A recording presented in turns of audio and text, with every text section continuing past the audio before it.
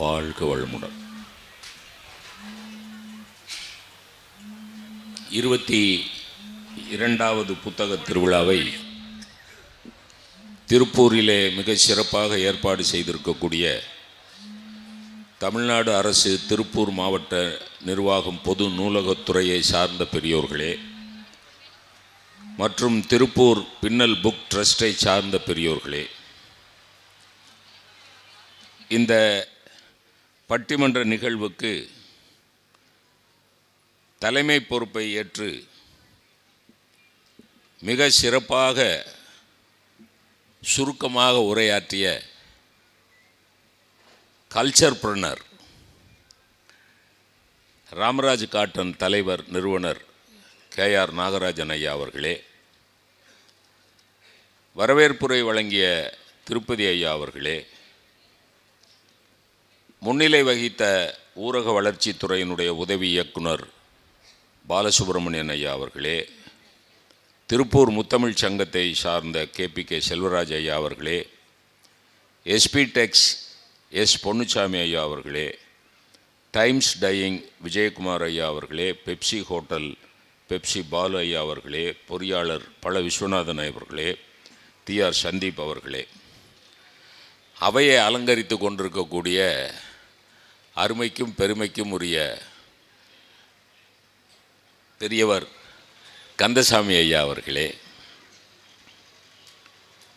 ராமராஜ் காட்டனுக்கு எல்லா விதமான ஆலோசனைகளையும் வழங்கக்கூடிய ஸ்கை சுந்தர்ராஜ் ஐயா அவர்களே, திருப்பூர் நகைச்சுவை மன்றத்தினுடைய செயலாளர் பூபதி அவர்களே, எங்களை எல்லாம் ஒருங்கிணைத்து இந்த மேடைக்கு அழைத்து வந்த நாராயணன் அவர்களே, பல காலமாக எனக்கு நண்பராக இருக்கக்கூடிய ஜீவானந்தம் அவர்களே, ஏன்னா அந்த பேர் எனக்கு ரொம்ப பிடிக்கும், ஜீவானந்தம், கோயம்புத்தூர் நகைச்சுவை மன்றத்தினுடைய செயலாளர் அருமை நண்பர் தனபால் அவர்களே, ஏனைய பெரியோர்களுடைய பெயர்கள் தெரியாத காரணத்தினால் ஏனைய பெரியோர்களே, உங்கள் யாவருக்கும் பட்டிமன்ற அறிஞர்களுக்கும் என்னுடைய பணிவான வணக்கத்தை நன்றியை தெரிவித்துக் கொள்கிறேன். எனக்கு தெரிய என்னோட 52 வருஷ மேடை அனுபவத்திலே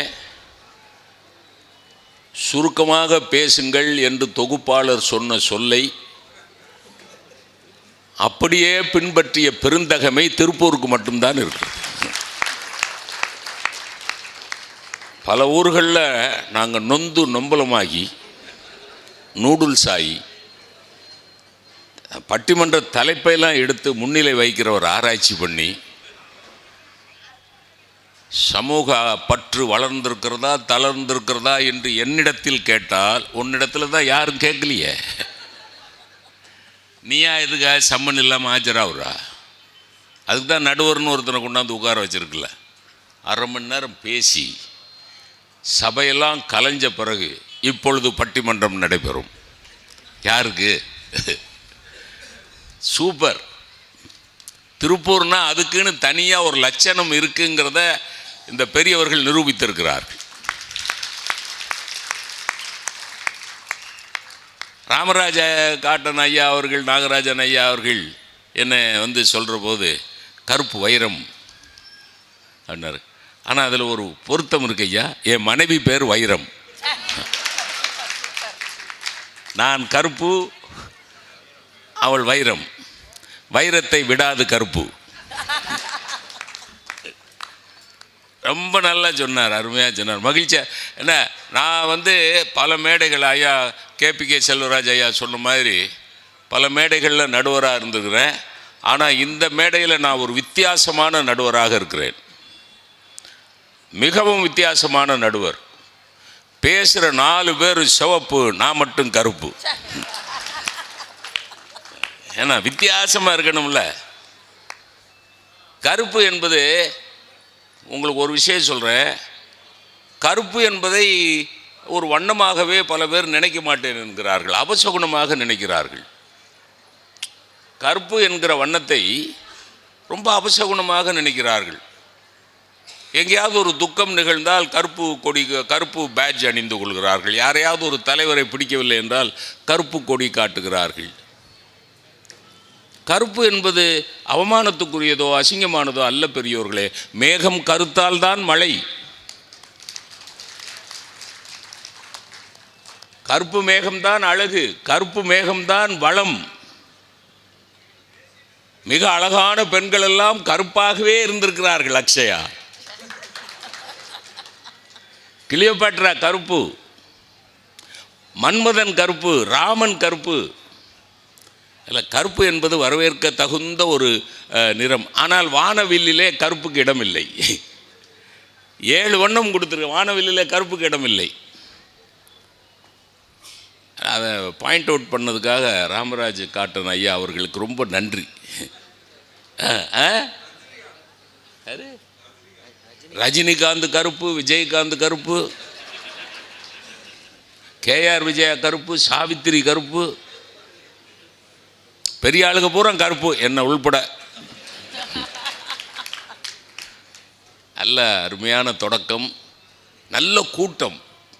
சென்னையில் கூட புத்தக திருவிழாவில் வந்து வேடிக்கை பார்த்துட்டு அப்படியே போயிடுவாங்க, பேச்சு நடக்கிற இடத்துக்கு வரமாட்டாங்க. ஆனால் திருப்பூரில் நீங்கள் பக்குவப்படுத்தியிருக்கீங்க. நகைச்சுவை மன்றத்தை வச்சு, கம்பன் கழகத்தை வச்சு, சிந்தனை அரங்கத்தை வச்சு, வாழ்க வளமுடன் அமைப்பை வச்சு பக்குவப்படுத்தியிருக்கீங்க. அதனால் சிந்தனை அரங்கம், சிந்திப்பதற்கான செய்திகளை கேட்பதற்கு திருப்பூர் மக்கள் திரளாக கூடியிருக்கிறார்கள். அது வாழ்த்துதற்குரியது, வணங்குதற்குரியது. அப்புறம் இந்த டிசைன் எனக்கு ரொம்ப பிடிச்சிருந்தது.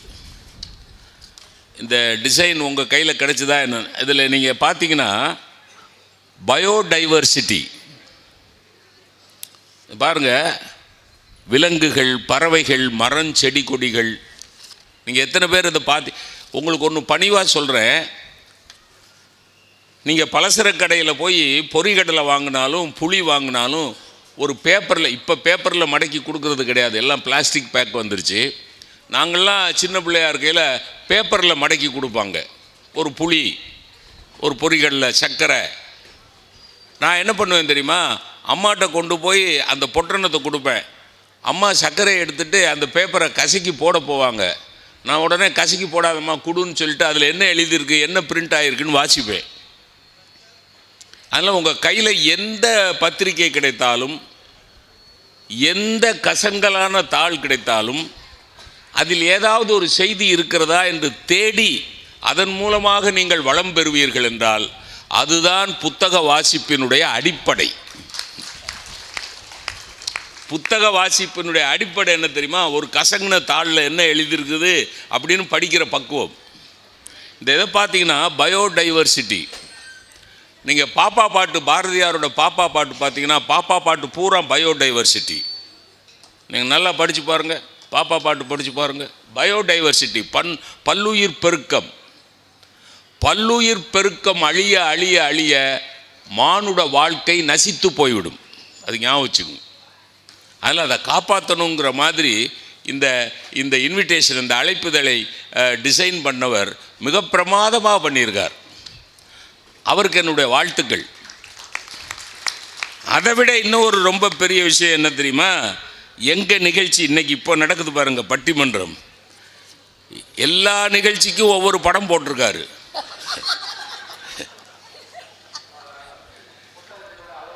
பட்டிமன்ற நிகழ்ச்சிக்கு மட்டும் ஒரு குரங்கு பழத்தை தின்னுக்கிட்டு இருக்கிற மாதிரி போட்டிருக்காரு. எனக்கு ஒரு மாதிரி முதல்ல சங்கடமாக இருந்தது. என்னடா இது, என்ன அர்த்தத்தில் நம்ம நிகழ்ச்சிக்கு குரங்க போட்டாங்க அப்படின்னு யோசித்தேன். ஆனால் அதில் ஒரு அர்த்தம் இருக்குது.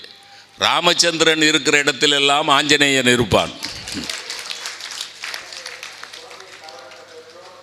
அதுவும் சும்மா இருக்க மாட்டான். ராமச்சந்திரனுக்கு பழமும் கொடுப்பான், பலனும் கொடுப்பான். ரொம்ப அருமையாக டிசைன் பண்ணியிருக்காங்க. அதனால் அவர்களை வாழ்த்த வேண்டும். திரளாக கூடியிருக்கக்கூடிய பெருமக்களை வாழ்த்த வேண்டும். பட்டிமன்ற அறிஞர்கள் மிகச் சிறப்பாக பேச வல்லவர்கள். தலைப்பு ஐயா, தலைவர் ஐயா சொன்ன மாதிரி தலைப்பு புத்தக திருவிழாவுக்கு பொருத்தமானது. இந்த திருவிழாங்கிற வார்த்தையை நீங்கள் அப்படியே திருப்பி போட்டிங்கன்னா விழாதிருன்னு வரும். இந்த திருவிழா அப்படிங்கிற வார்த்தையை அப்படி திருப்பி போட்டிங்கன்னா விழாதிரு அப்படின்னா என்ன அர்த்தம் தெரியுமா? புத்தக திருவிழா வாசிக்க வாசிக்க விழாதிரு. எவ்வளவுக்கு எவ்வளவு வாசிக்கிறீங்களோ அவ்வளோக்கு எவ்வளவு நீங்கள் விழாமல் இருப்பீங்க. எந்த முயற்சியிலும் வெற்றி பெறுவதற்கு உங்களுக்கு ஆக்கமும் ஊக்கமும் தரவல்ல ஒரு பொக்கிஷம், ஒரு சுரங்கம் புத்தகம்.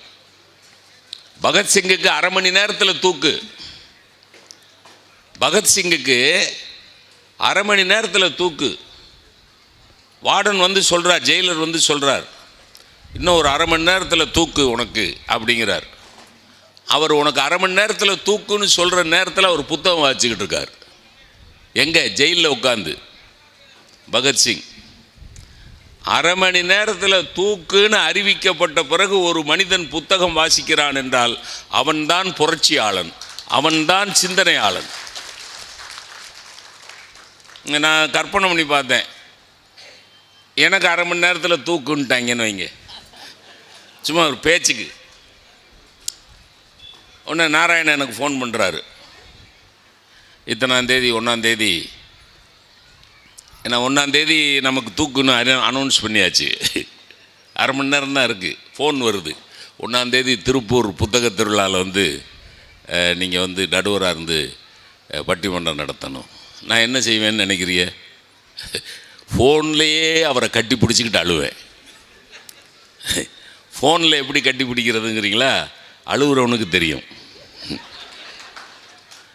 ஃபோன்லேயே கட்டி பிடிச்சிட்டு 1/2 மணி நேரத்தில் தூக்குங்கிறாங்க.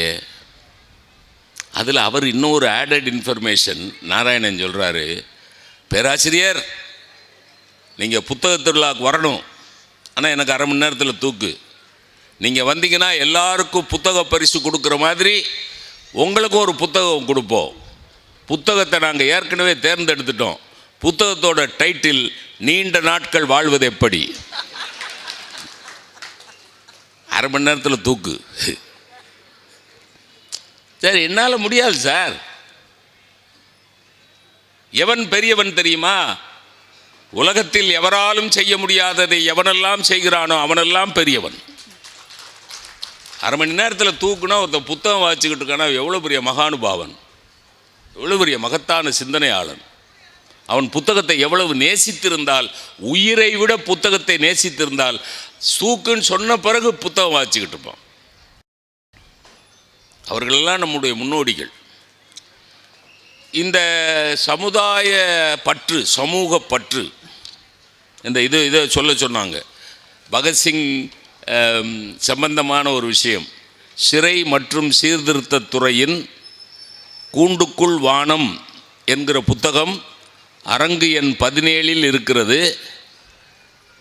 பொதுமக்களுக்கு ஒரு வேண்டுகோள், சிறைவாசிகளுக்கு புத்தக தானம் செய்யுங்கள் என்று பேசுமாறு அன்போடு கேட்டுக்கொள்கிறோம்னு எனக்கு அறிக்கை கொடுங்க சார். யார் யாருக்கோ இப்போ எங்களுக்கெல்லாம் கொடுத்தீங்க புத்தகம், அது மாதிரி முடிந்தவரை ஒரு டொனேஷன் கலெக்ட் பண்ணி ஒரு 10-100 புத்தகத்தை கொண்டு போய் சிறையில் இருக்கிறவங்கள்ட்ட கொடுத்தா, ஒருவேளை சிறையிலிருந்து வெளியே வந்த பிறகு, பெயிலில் வந்த பிறகோ அல்லது விடுதலையாகி வந்த பிறகோ அவர்கள் சீர்திருந்துவதற்கும் நல்ல மனிதர்களாக பரிணாமம் கொள்வதற்கும் வாய்ப்பு இருக்கிறது இல்லையா? உங்களுக்கு ஒரு பணிவாக சொல்கிறேன், கைதாகி சிறையில் இருக்கிறவர்கள் எல்லாம் குற்றவாளிகள் இல்லை. கைதாகி சிறையில் இருக்கிறவர்கள் எல்லாம் குற்றவாளிகள் இல்லை. கைதாகாமல் வெளியில் இருக்கிறவர்கள் எல்லாம் குற்றவாளிகள் இல்லை என்றும் இல்லை. இல்லை, அவங்களுக்கு புத்தகம் கொடுங்கன்னு அந்த விண்ணப்பம் போற்றுதற்குரிய விண்ணப்பம். இந்த சமுதாய பற்று, சமுதாய அக்கறை வளர்ந்துருக்கிறதா தளர்ந்துருக்கிறதா? இல்லைங்க, சுருக்கமாக சொல்லணும்னா, இப்போ யாருக்காவது கண் அரிக்குது, இல்லை கண்ணுலேருந்து நீராக வடியுது, அப்படியே விட்டுருவாரா? உடனே ஐ டாக்டரை பார்ப்பாரா? நீங்கள் என்ன செய்வீங்க சொல்லுங்கள்? காலையில் கண்ணு முழிக்கல, கண்ணு அரிக்குது, கண்ணு செவந்திருக்கு, கண்ணுலேருந்து தண்ணியாக வடியுது. திருப்பூரில் இருக்கிற மனுஷனுக்கு அப்படி வந்தாலும் அதுக்கு பேர் மெட்ராஸ் ஐ தான். திருப்பூரில் இருக்கிற மனுஷனுக்கு கண்ணு செவந்து தண்ணியாக வடிஞ்சதுன்னா அதுக்கு பேர் மெட்ராஸ் ஐ தான். உடனே என்ன பண்ணுவீங்க? அப்படியே விட்டுருவீங்களா? என்ன பண்ணுவீங்க? உடனே ஐ டாக்டரை போய் பார்ப்பீங்கல்ல, உடனே டெஸ்ட் பண்ணி டயலேட் பண்ணி, என்ன டாக்டர் என் கண்ணில் என்ன பிரச்சனை, அதுக்கு இந்த சொட்டு மருந்தை போடு, இப்படி செய்கிறீங்களா? உங்கள் பிள்ளைக்கு படிப்பு வரல, விளங்காமல் போட்டுன்னு விட்டுருவீங்களா? உடனே டியூஷனில் சேர்ப்பீங்களா? டியூஷனில் சேர்ப்பீங்கல்ல, சேர்க்குறீங்கல்ல. கணவன் குடிகாரனாக இருக்கான், நல்ல கணவன், நல்ல கணவன் சார். கெட்ட பழக்கம் உள்ளவன் எல்லாம் கெட்டவன் அல்ல பெரியோர்களே. தயவு செய்து புரிந்து கொள்ளுங்கள். கெட்ட பழக்கம் உள்ளவன் எல்லாம் கெட்டவன் அல்ல. ராமாயணத்தில் கும்பகர்ணன் கெட்ட பழக்கம் உள்ளவன், குடிப்பான், தூங்குவான். ஆனால் அவன் கெட்டவனா? அவனை 6 மாதம் தூக்கத்திலேருந்து விழிப்படைய வச்ச உடனே அவன் கேட்ட கேள்வி என்ன கேட்டான் தெரியுமா? சீதையினுடைய துயரம் இன்னும் தீரவில்லையான்னு கேட்குறான்னா அவன் எப்படி கெட்ட மனுஷனாக இருப்பான் சார்? ஒரு குடிகார பையன் கண்ணு முழிச்ச உடனே அடுத்து எங்கே போய் குடிக்கலான்னு தானே சார் யோசிப்பான். கிக்கு இறங்கிருச்சு, அடுத்து எங்கே போய் லார்ஜ் போடலாமா, குவார்ட்டர் போடலாமா, ஒரு பெக்காவது கிடைக்குமா, அப்படித்தானே சார் அலைவான். ஆனால் கண்ணு முழிச்ச உடனே அவ்வளோ போதையில் இருந்துட்டு 6 மாதம் தூங்கிட்டு இருந்துட்டு கண்ணு முழிச்ச உடனே சீதையினுடைய துயரம் இன்னும் தீரவில்லையான்னு ஒருத்தன் கேட்குறான்னா அவன் கெட்ட பழக்கம் உள்ளவனே தவிர அவன் கெட்டவன் அல்ல, கெட்டவன் அல்ல. நல்ல பழக்கம் உள்ளவர்கள் எல்லாம் நல்லவர்களும் அல்ல. ஒருத்தன் வீட்டுக்கு போனீங்கன்னா செருப்பெல்லாம் அப்படி ஆர்டர்லேயே அடுக்கி வச்சிருக்கிறான். போனோம்னா வாங்க வணக்கம்னு சொல்லி வாசல்ல வந்து வரவேற்கிறான். அரசு அலுவலகத்தில் வேலை பார்க்குறான். எல்லாம் நல்ல பழக்கம் தானே. செருப்பையெல்லாம் ஒழுங்காக அடுக்கி வைக்கிறது, அந்தந்த பொருள் அந்தந்த இடத்துல இருக்கிறது, நேரத்துக்கு சாப்பிட்றது, நேரத்துக்கு தூங்குறது, எல்லாமே நல்ல பழக்கம் தானே. அவ்வளோ நல்ல பழக்கம் உள்ளவன் லஞ்சம் வாங்குறான். அவ்வளோ நல்ல பழக்கம் உள்ளவன். அதில் கொடுமை என்னன்னா, அவன் அலுவலகத்தில் அவன் ஆஃபீஸில் அவன் சேருக்கு பின்னாடி மகாத்மா காந்தி படம் வச்சிருக்கிறான். ஒவ்வொரு தடவையும் லஞ்சம் வாங்கையில் திரும்பி அவரை கும்பிட்டுக்கிட்ட வேற செய்கிறான். யார? மகாத்மா காந்தியை. பிதாவே என்னை மன்னியும், நான் இன்னது செய்கிறேன் என்று தெரியாமல் செய்கிறேன். அப்படியா? செய்தியாக சொல்லுகிறேன், கெட்ட பழக்கங்கள் உள்ளவர்கள் எல்லாம் கெட்டவர்கள் அல்ல, நல்ல பழக்கங்கள் உள்ளவர்கள் எல்லாம் நல்லவர்களும் அல்ல. மாறுதலாகவும் உண்டு. கெட்ட பழக்கம் உள்ள கெட்டவர்களும் உண்டு, நல்ல பழக்கம் உள்ள நல்லவர்களும் உண்டு. குடிக்கிறான், கணவன் குடிக்கிறான், மனைவி என்ன பண்ணுறா? கெஞ்சிராள்ல, ஐயா உன்னை நம்பி 2 பிள்ளைய பெற்றுட்டேயா. அப்பவும் அவன் போது எது நம்பினா, உன்னை யார் நம்புனா, நீயா நம்புனா நானா பொறுப்புங்கிறான். விடுறாளா? காலை பிடிச்சி கையை பிடிச்சி கெஞ்சி ஐயா ஆத்தானு கண்ணீர் விட்டு அழுது இந்த 2 பிள்ளைகளுக்காவது குடியை விட்டுறியான்னு கேட்குறாளா இல்லையா? கேட்குறாளா இல்லையா? மனைவிக்கு உடம்பு சரியில்லாமல் போச்சு, கணவன் கோயிலுக்கே போகாத கணவன் கோயிலில் போய் சாமி கும்பிட்டு என் பஞ்சாதியை காப்பாற்றி கொடு ஆத்தான்னு கேட்குறானா இல்லையா? அப்படிப்பட்ட ஆட்கள் இருக்கிறாங்களா இல்லையா? உங்களுக்கு ஒன்று சொல்கிறேன் கேளுங்க. குடும்ப வாழ்க்கைக்கு ரொம்ப முக்கியமானது என்ன தெரியுமா? வறுமைப்பட்ட கணவனை நேசிக்கிற மனைவியும் நோய்வாய்ப்பட்ட மனைவியை நேசிக்கிற கணவனும் தான் இல்லற வாழ்க்கையினுடைய அடையாளம். 2 நடக்கிறது இல்லை. புரியுதானே என்ன சொல்கிறேன்னு? வறுமைப்பட்ட கணவனை நேசிக்கிற மனைவி அது நடக்காது. ஏன் தெரியுமா? ஔவையார் காலத்தில் இருந்து இல்லானை இல்லாளும் வேண்டாள். ஔவையார் காலத்திலிருந்து என்ன? இல்லானை இல்லாலும் வேண்டாள். அப்போ சம்பளம் இல்லைன்னா, பணம் இல்லைன்னா, வறுமை வாட்டுதுன்னா அந்த புருஷனை பெஞ்சாதி மதிக்க மாட்டாங்கிறது தான் யதார்த்தம். மாறுங்கிறேன் நான். வறுமைப்பட்ட கணவனை நேசிக்கிற மனைவியும் நோய்வாய்ப்பட்ட மனைவியை ஆண்களுக்கு சொல்லுகிறேன். நல்லா இருக்கையில், நல்ல அழகாக இருக்கையில், சுண்டுனா ரத்தம் வர்ற மாதிரி சிவப்பு கலர், இழுத்து வச்சு கட்டின மாதிரி தோல்,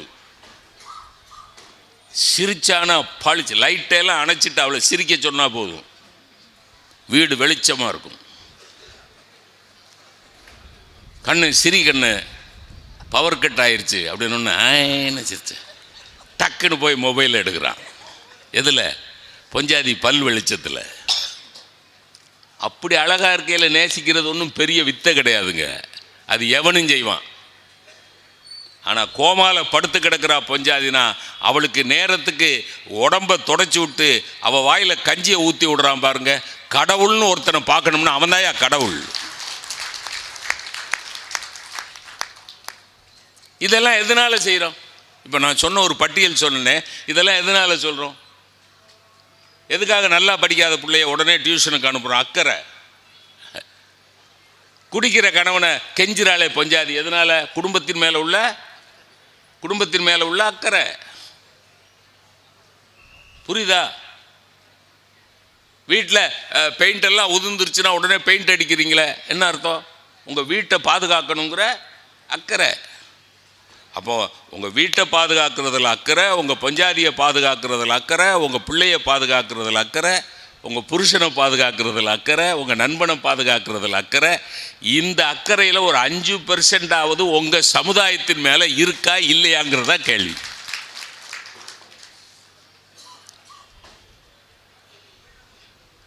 பற்றுக பற்றற்றான் பற்றினை அப்பற்றை பற்றுக பற்று விடற்கு அப்படின்னு ஒரு திருக்குறள் இருக்கு. அதோ பற்றையெல்லாம் விடணும்னா ஒரு பற்றை பற்றணும். பற்றுக பற்றற்றான் பற்றினை அப்பற்றை பற்றுக பற்று விடற்கு. நீங்கள் எங்கள் திருநெல்வேலி மாவட்டத்துக்கு வந்தீங்கன்னா, நான் 10 வீட்டில் 10 பாத்திரம் தேய்ச்சி தான்க்கா பொழைச்சிக்கிட்டு இருக்கேன்பா. 10 வீட்டில் 10 பாத்திரம், 10னா பற்று. நீங்கள் பெண்கள் இருக்கிற பெண்களுக்கு தெரியும். அதாவது வீட்டில் பாத்திரம்லாம் கழுவுற பழக்கம் இருந்தால் தெரியும். கணவனை மட்டும் கழுவி கழுவி ஊத்துற பழக்கம் இருந்தால் தெரியாது. புரியுதுங்களா? நீங்கள் ரொம்ப நாள் புழங்கின பாத்திரத்தில் உள்ளுக்குள்ளே படிஞ்சிருக்கும், பாசி மாதிரி படிஞ்சிருக்கும். அதுக்கு பேர் தான், அதுக்கு சொல்லுதான் பற்று. 10 பிடிச்சிருச்சும்பாங்க. அந்த 10 எடுக்கணும்னா என்ன தெரியுமா? ஒரு வைக்கோல் மாதிரியோ இல்லை சிரட்டை நார் மாதிரியோ வச்சு, தேங்காய் நார் மாதிரியோ வச்சு சாம்பலில் முக்கி தேய்ப்பாங்க. இங்கே பாருங்கள், தமிழை எப்படி விளையாண்டுருக்கான் பாருங்கள். புழங்கின பாத்திரத்தில் சேர்ந்துருக்கிற அழுக்குக்கு வார்த்தையும் பற்றுன்னு வச்சான். அதை க்ளீன் பண்ணுறதுக்கு யூஸ் பண்ணுற சாம்பல் இருக்குது பார்த்தீங்களா, தேங்காய் நார் இருக்கு இல்லையா, அதுக்கும் பற்றுன்னு வச்சான். அப்போ இந்த பற்றை போக்கணும்னா இந்த பற்று வேணும். பற்றுக பற்றற்றான் பற்றினை. இந்த லௌகீகத்தில் இருக்கிற பற்றுகள் எல்லாம் போக வேண்டும் என்றால் இறைவன் என்கிற அந்த மகானுபாவனுடைய பற்றை பற்றிக்கொள் அப்படின்னு சொன்னவன் திருவள்ளுவர். பற்றுக தேசப்பற்றை விடக்கூடாது, மொழிப்பற்றை விடக்கூடாது, ஏன் இனப்பற்றை கூட விடக்கூடாது. நான் இன்னைக்கு காலையில் பயணப்பட்டுக்கிட்டு இருக்கையில் உமாசங்கர்கிட்ட சொன்னேன். நபிகள் நாயகத்திடத்தில் கேட்டார்கள், தன் இனத்தின் மேல் ஒருவன் அதிகபட்ச பிரியமாக இருந்தால், தன் இனத்துக்காக சர்வபரி தியாகமும் செய்வதற்கு ஒருவன் தயாராக இருந்தால் அவன் இனவெறியனா? யார்கிட்ட கேட்குறாங்க? நபிகள்கிட்ட கேட்குறாங்க.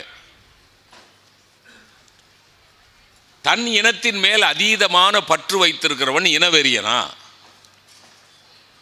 நபிகள் பதில் சொன்னார், தன் இனத்தின் மேல் பற்று வைத்திருக்கிறவன் இனவெறியன் அல்ல, தன் இனத்தை சார்ந்தவன் செய்கிற அநியாயத்துக்கு துணை போகிறவன் தான் இனவெறியன். எவ்வளோ பெரிய சிந்தனை சார், எவ்வளோ பெரிய விஷயம் சார். தன் சாதிக்காரன், தன் கட்சிக்காரன், தன் மதத்துக்காரன் எந்த தப்பு பண்ணாலும் முட்டு கொடுத்து அதுக்கு பக்கபலமாக நிற்கிறான் பாருங்க, அவன் தான் வெறியன். அதுக்கு ஒரு உதாரணம் சொன்னார் நபிகள். ஒட்டகத்தின் வாலை பிடித்து கொண்டு நீர் நிரம்பி இருக்கிற கிணற்றுக்குள் விழுவதை போல அதுன்னார். எப்படி? ஒட்டகத்தோட வாலை பிடிச்சிக்கிட்டு நிரம்பி இருக்கிற கிணத்துக்குள்ள ஒருத்தர் விழுந்தானா என்ன ஆகும்? ஒட்டகம் வெயிட் என்ன? கிணத்துக்குள்ள விழுந்தா தைன்னு கீழே போகும். இவன் எங்க பிடிச்சிருக்கான்? ஒட்டகத்தோட வாலை பிடிச்சிருக்கான். அப்போ என்ன ஆகும்? அவனும் அதல பாதாளத்துக்கு போய் மூச்சு முட்டி செத்து போவான்.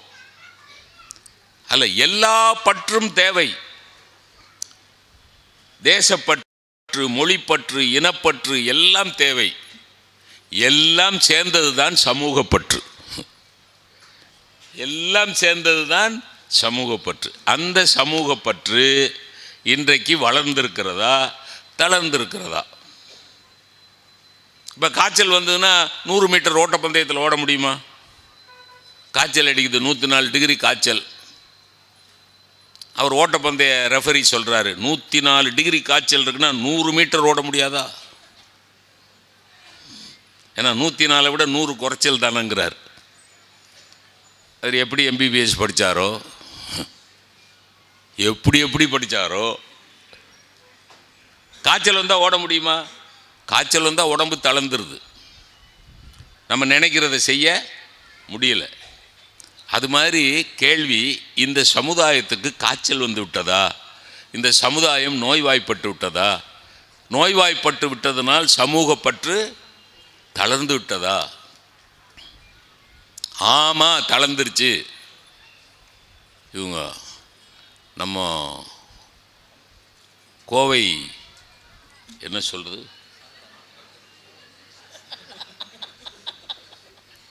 சிலப்பதிகாரத்தில் இல்லை இதான் நல்ல பாராட்டி சொல்லணும்ல. அதுக்காக சிலப்பதிகாரத்தில் கண்ணகியை பாராட்டுற போது இவ்வளோ கொங்கச் செல்வி குடமலையாட்டி அப்படின்னு வரும். அது மாதிரி கொங்கு தமிழ் பேசி சபையை அப்படியே கட்டி போடுகிற வல்லமை உள்ள சகோதரி சாந்தாமணி அவர். அவங்க தளர்ந்துருச்சு. அந்த பக்கம் தம்பி சிவசக்தி வடிவேல் கோவை பள்ளியில் ஆசிரியராக இருக்கிறார். அவரும் அற்புதமாக பேசுவார். அவரும் இவங்க 2 பேரும் தளரல, ஆனால் சமூகம் தளர்ந்துருச்சுங்கிறாங்க. அவங்களும் சமூகத்தில் தான் இருக்கிறாங்க. இந்த பக்கம் பார்த்தீங்கன்னா உமாசங்கர் ராஜபாளையத்தில் திருத்தங்கலில் இருக்கிறார், இசை ஆசிரியர். அவர் சொல்கிறாரு, வளர்ந்துருக்கு சார். நீங்களாம் உங்கள் இஷ்டத்துக்கு தளர்ந்துருக்குன்னா எல்லாம் கிடையாது. என்னென்ன வளர்ச்சின்னு நான் சொல்கிறேன். நான் பட்டியல் வச்சுருக்கேன். எந்தெந்த இடத்துல சமுதாயம் வளர்ந்துருக்குன்னு நான் சொல்கிறேன். சமுதாய பற்று வளர்ந்துருக்குன்னு சொல்கிறேன். உமாசங்கர் அவரோடு இணைந்து பேசுகிறதுக்கு தஞ்சாவூர்லேருந்து சகோதரி அக்ஷயா லோகேஷ்குமார். அவங்க நான் நடுவராக இருந்த சங்கரா டிவி பட்டிமன்றத்தை பேச்சரங்கத்தில் பேசி பழகினவங்க. ரொம்ப நல்லா பேசுவோம். 4 அறிஞர்கள் இந்த சமுதாயத்தை பற்றி ஒரு ஆராய்ச்சி செய்ய போகிறார்கள். இந்த சமுதாயத்தை தளர்ந்துள்ளது என்கிற கட்சி விமர்சிக்க போகிறது, வளர்ந்துள்ளது என்கிற கட்சி இந்த சமுதாயத்தை விமர்சையாக பாராட்டப் போகிறது. ஒன்று விமர்சனம், இன்னொன்று விமரிசை. உங்களுக்கு ஒரு விருந்து காத்திருக்கிறது என்பதை மட்டும் உத்தரவாதப்படுத்தி, இன்றைய சூழ்நிலையில் அந்த வார்த்தை ரொம்ப முக்கியம். இன்னைக்கு நிலைமை என்னன்னு சொல்லணும். புரியுதுங்களா? 2500 ஆண்டுகளுக்கு முன்னால் இன்னைக்கு சொல்லு. இன்னைக்கு இப்போ அட் ப்ரெசன்ட் இப்போ சொல்லு. நேரு பிரதம நேராவது கோணலாவது. இன்னைக்கு இப்போ அட் ப்ரெசன்ட் இப்போ என்ன, இப்போ கண்ணு முன்னாடி என்ன நடந்துட்டுருக்கு அதை சொல்லு. வளர்ந்துருக்குன்னா தைரியமாக சொல்லு, தளர்ந்துருக்குன்னா தைரியமாக சொல்லு. எதை சொன்னாலும் தைரியமாக சொல்லு. நான் அந்த பேச்சாளர்களுக்கு சொல்கிறேன், சும்மா பூனான்னு பேசாதீங்க. சமுதாயம் விளங்க வேண்டுமென்றால், சமுதாயம் விளக்கம் பெற வேண்டுமென்றால் அதற்கு முழு பொறுப்பும் ஏற்றுக்கொள்ள வேண்டியவன் எழுத்தாளனும் பேச்சாளனும் தான். எழுத்தாளனும் பேச்சாளனும் கை விட்டுட்டா இந்த சமுதாயத்துக்கு ஆதரவு கிடையாது. நல்லா பேசுங்க. எந்த கட்சி தொடங்குறது? இப்போது வளர்ந்துள்ளது, அப்படி தானே? நீங்கள் தானே உமாசங்கர். இந்த சூழ்நிலை, இன்றைய சூழ்நிலையில் புரியுதுங்களா? 10 வருஷத்துக்கு முன்னாடி பட்டிமன்றம் நல்லா இருந்ததுன்னு சொல்லக்கூடாது. இன்னைக்கு நல்லா இருக்கா? வளர்ந்துள்ளது.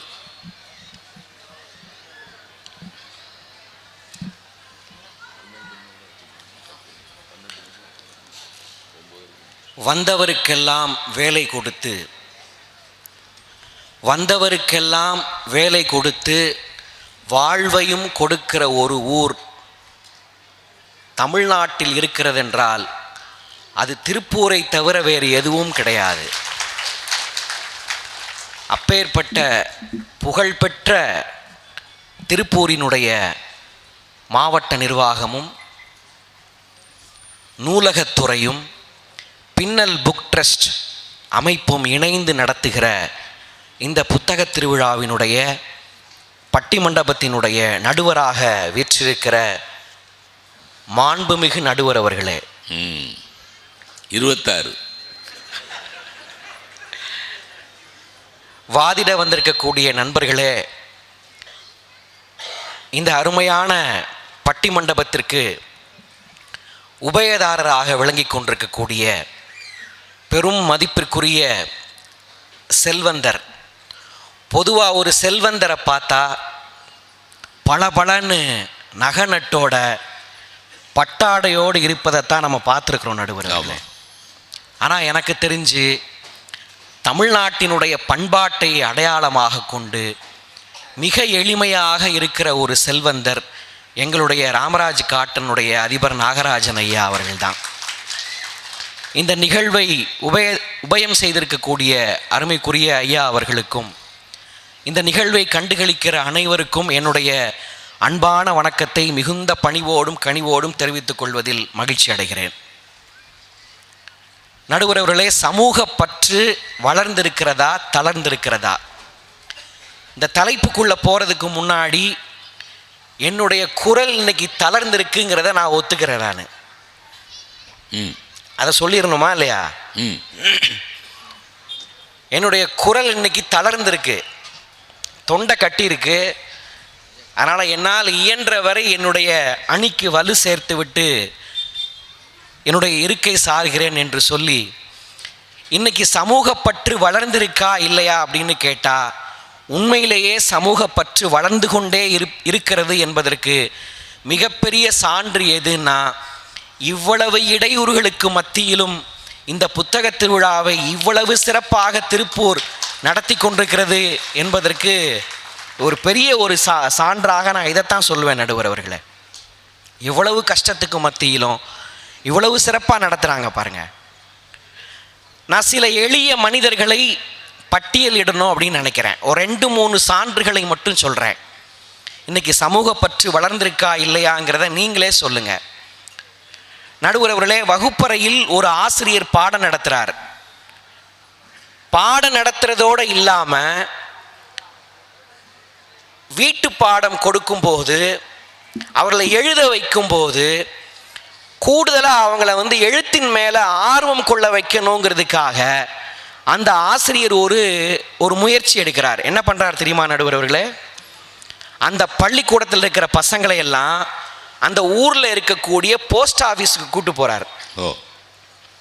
போஸ்ட் ஆஃபீஸுக்கு கூட்டு போய் போஸ்ட் கார்டு வாங்கி கொடுத்து எல்லார் கையிலையும் கொடுத்து, டேய் தம்பி, உன்னுடைய நண்பர்கள் உன்னுடைய சொந்தக்காரங்க எல்லாருக்கும் ஒரு கடிதம் எழுதுறா அப்படிங்கிறார்.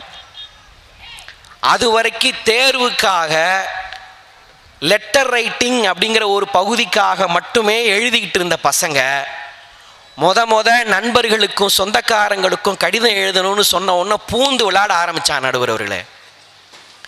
பூந்து விளையாட ஆரம்பித்தா நிறைய போஸ்ட் கார்டை வாங்கி தீத்தான், எழுதிக்கிட்டே இருந்தான்.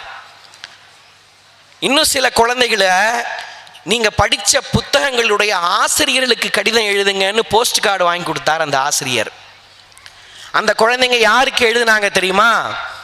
எழுத்தாளர் விழியன் அவர்களுக்கும், எழுத்தாளர் அம்சப்பிரியா அவர்களுக்கும், எழுத்தாளர் பாமரன் அவர்களுக்கும் அவங்களுடைய நூலை படிச்சுட்டு போஸ்ட் கார்டில் விமர்சனம் எழுதினாங்க அந்த பள்ளி குழந்தைகள். நடுவர் அவர்களே, நடந்த ஒரு ஆச்சரியமான விஷயம் என்ன தெரியுமா?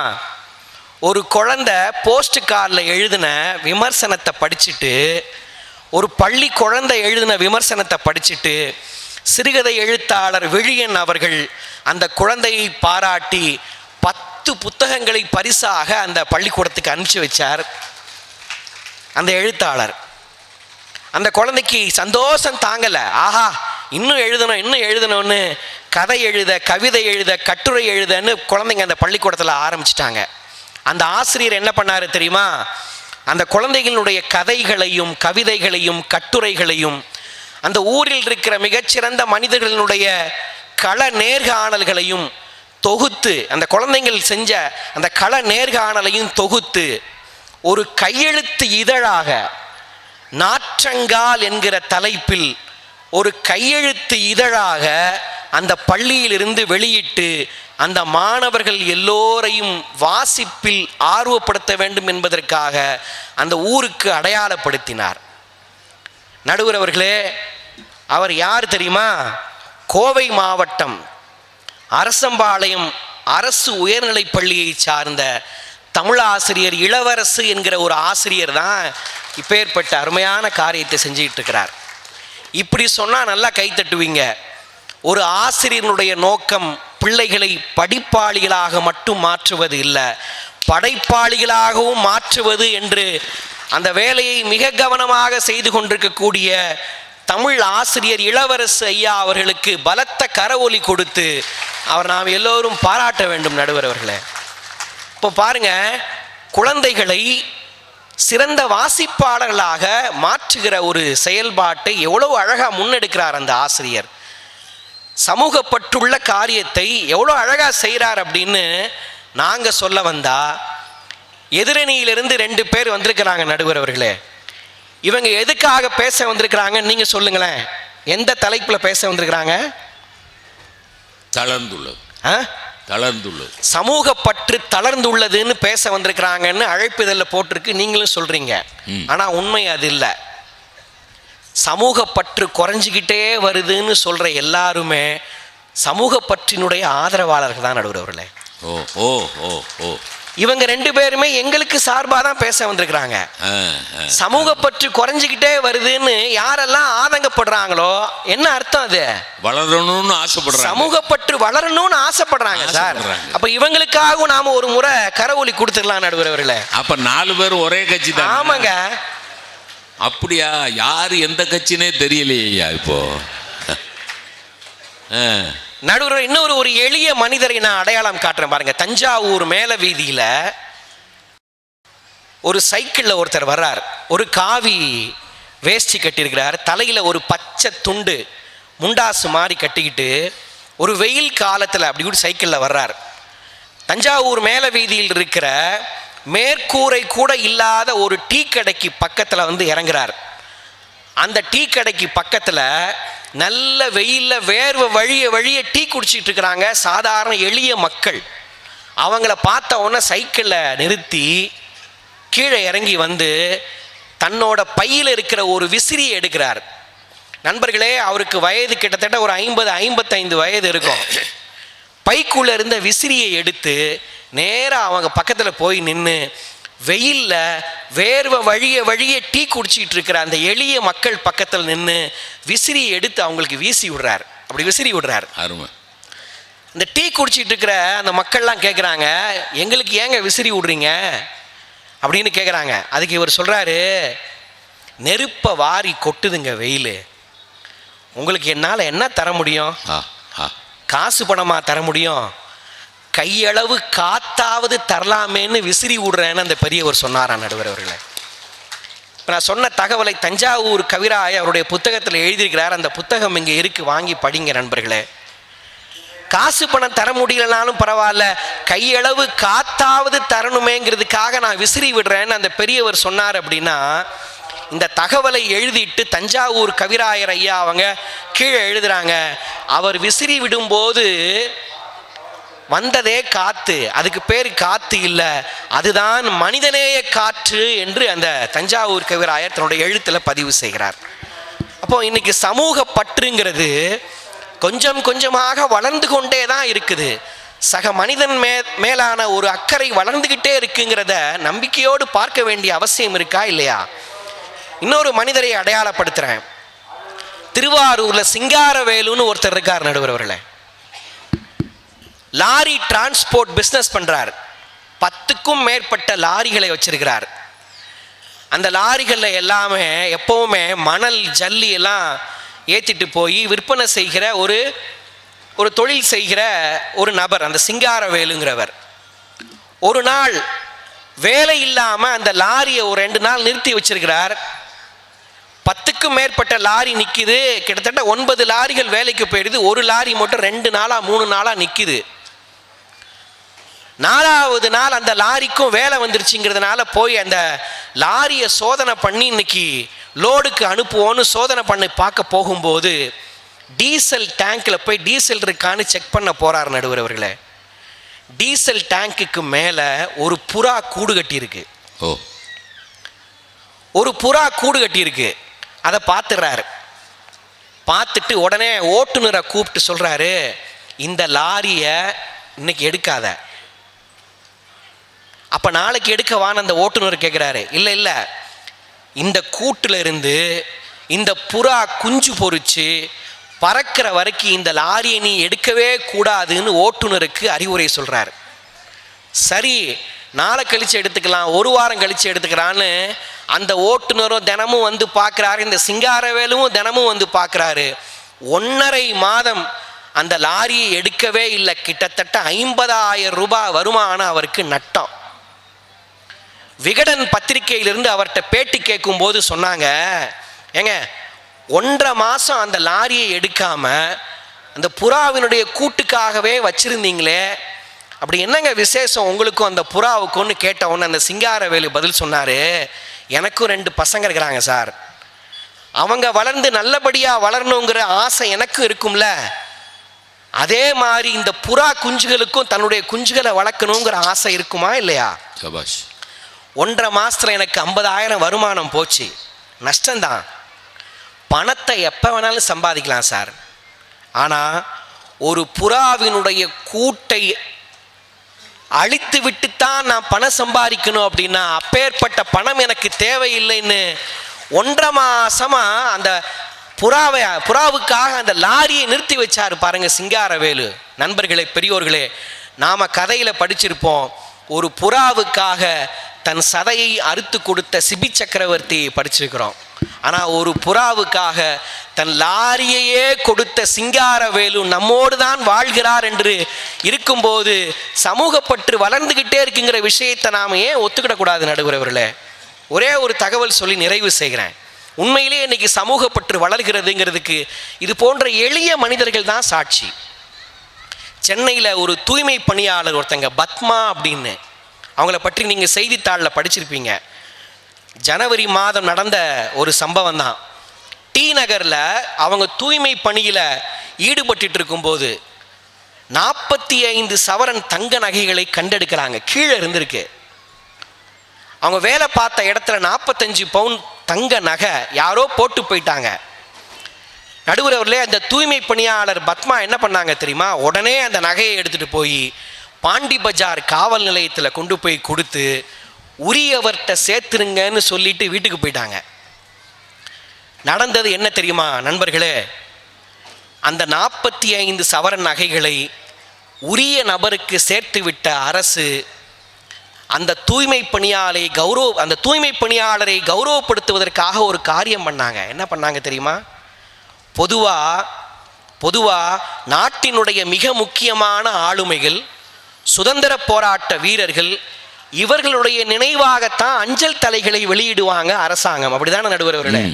அதுவும் ஒரு நபர் மறைந்து 10 ஆண்டுகளுக்கு அப்புறம் தான் அவங்க நினைவு அஞ்சல் தலைகளை வெளியிடுவாங்க. ஆனால் வாழும்போதே ஒருவரை போற்றும் வகையில் அஞ்சல் துறை தானாகவே முன்வந்து அஞ்சல் தலையை வெளியிட்டிருக்கிறார்கள் என்றால் அது இந்த தூய்மை பணியாளர் பத்மா அவர்களுக்கு தான். நடுவர் அவர்களே, அது இப்ப நடந்திருக்கு. இதோ கடந்த மாதத்தில் பத்திரிகையில் செய்தி வந்தது. 45 சவரன் தங்க நகைகளை அப்படியே வழங்கிய சொக்க தங்கம் தூய்மை பணியாளர் பத்மான்னு அந்த தகவலை செய்தித்தாளில் படிக்கும்போது சமூகப்பற்று வளர்ந்திருக்கிறதுன்னு தானே நாம் நினைக்க வேண்டியது இருக்கு. ஒரே தகவலை சுருக்கமாக சொல்லி முடிக்கிறேன். நடுவர் அவர்களே, ஒவ்வொரு பள்ளிக்கூடத்திலையும் இன்ஸ்பெக்ஷன் வரும்போது பள்ளி ஆய்வுக்காக வருகிற சிஇஓ வந்த உடனே என்ன கேட்பாங்க? உங்கள் அனுபவத்தில் சொல்லுங்களேன் நடுவர் அவர்களே, உங்கள் அனுபவத்தில் சொல்லுங்க. பள்ளிக்கு இன்ஸ்பெக்ஷன் வந்தால் சிஇஓ வந்த உடனே என்ன கேட்பாங்க? கிளாஸ்லாம் ஒழுங்காக நடக்குதா? கிளாஸ் எல்லாம் ஒழுங்காக நடக்குதா? சிலபஸ்லாம் முடிச்சிட்டிங்களா? பொதுவாக எல்லாரும் பாஸ் ஆயிடுவானா? என்ன சோசியமாக சொல்ல முடியும்? எல்லாரும் பாஸ் ஆயிடுவானா? நடுவர் அவர்களே, தமிழ்நாட்டில் இன்னைக்கு ஒரு மாவட்ட முதன்மை கல்வி அலுவலர் இருக்கிறார். அவரும் இன்ஸ்பெக்ஷனுக்கு வர்றார். வந்த உடனே அவர் கேட்குற முதல் கேள்வி என்ன தெரியுமா? பள்ளிக்கூடத்தில் வந்து இறங்கின உடனே முதல் கேள்வி, உங்கள் பள்ளியில் இருக்கக்கூடிய நூலகத்தை எப்படி பயன்படுத்துறீங்க? Very good. முதல் கேள்வி. ரெண்டாவது கேள்வி பாருங்க, மதிப்பெண்களை நோக்கி ஓட வைக்கணும்னு அவசியமே இல்லை. மாணவர்களை மதிப்பெண்கள் பின்னாடி ஓட வைக்கணும்னு நினைக்காதீங்க. மூணாவது அவர் சொல்றது, ஆசிரியர்களை உட்கார வச்சு நீங்கள் நல்லா இருக்கிறீங்களா, மனநலம் நல்லா இருக்கா, உடல் நலம் நல்லா இருக்கா, அதெல்லாம் இருக்கட்டும். கடந்த மாதம் நான் இந்த புத்தகம் வாங்கினேன், நான் இந்த புத்தகம் படித்தேன், நீங்கள் என்ன புத்தகம் படிச்சீங்க, இலக்கிய மன்றங்கள்லாம் ஒழுங்கா செயல்படுதா, இப்படியெல்லாம் கேட்பதோடு மட்டுமல்லாமல் எந்த முதன்மை கல்வி அலுவலகத்திலும் இல்லாத ஒரு புதுமையும் செஞ்சிருக்கிறார். என்ன அப்படின்னா, தான் சிஇஓவாக இருக்கிற அந்த சிஇஓ அலுவலகத்தில் ஒரு சிறிய ஒரு நூலகத்தை அமைத்து மாவட்ட ஆட்சியரை வைத்து திறப்பு விழாவும் செய்திருக்கிறார் அந்த மாவட்ட முதன்மை கல்வி அலுவலர். அவர் யார் தெரியுமா நடுவர் அவர்களே? எங்க விருதுநகர் மாவட்டத்தினுடைய மாவட்ட முதன்மை கல்வி அலுவலர், பெரும் மதிப்பிற்குரிய அந்த சிஇஓ இந்த காரியத்தை செஞ்சிருக்கிறார். முனைவர் அரவிந்தன் அப்படிங்கிற அந்த சிஇஓக்கு பலத்த கரவொலி கொடுத்து எதிர்கால தலைமுறையை வாசிக்கிற தலைமுறையாக, ஆசிரியரை வாசிக்கிறவர்களாக உற்சாகப்படுத்துகிற ஒரு வேலையை செய்து கொண்டிருக்கிற பெருமக்களும் இன்றைக்கு இருக்கிறார்கள். அதன் அடிப்படையில் இன்றைக்கு சமூகப்பற்று எல்லா தளங்களிலும் கொஞ்சம் கொஞ்சமாக வளர்ந்து கொண்டேதான் இருக்கிறது என்கிற நல்ல தீர்ப்பை தருமாறு உங்களிடையே அன்போடு வேண்டி கேட்டுக்கொண்டு கைத்தட்டி ரசித்த உங்கள் எல்லோருக்கும் நன்றி பாராட்டி விடைபெறுகிறேன். நன்றி, வணக்கம். அருமை அருமை அருமை. அவருக்கு இன்னைக்கு தொண்டை சரியில்லை, ஆனால் தொண்டை சரியாக செஞ்சார் இல்லையா? தொண்டை சரியில்லாட்டாலும் பாயிண்டாக பேசியிருக்காரு பாருங்க. ஒரு இளவரசு, ஒரு அரவிந்தன், ஒரு சிங்காரவேலன், ஒரு சகோதரி பத்மா, அடையாளம் காட்டணும்ல. சும்மா பொத்தாம் பொதுவாக அங்கே பாருங்க, அங்கே ஒருத்தர் நிற்கிறார் பாருங்க, வளர்ந்துருக்கு. இந்த பக்கம் பாருங்க, அங்கே ஒரு அம்மா நிற்கிறாங்க, வளர்ந்துருக்கு. இன்னார் இன்னார் இன்னார் இன்னார் இன்ன விஷயத்தை செஞ்சுருக்காங்க ப்ரூஃபோட.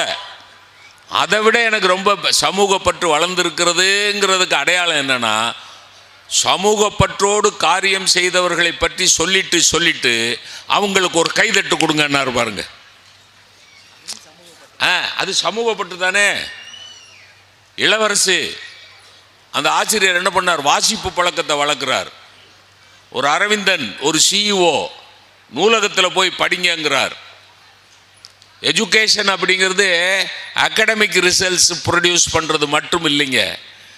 துரதிருஷ்டவசமாக நம்ம பள்ளிகள் கல்லூரிகள் எல்லாம் சென்டம் வருதா, 100க்கு 100 எல்லாரும் பாஸ் ஆகுறானா,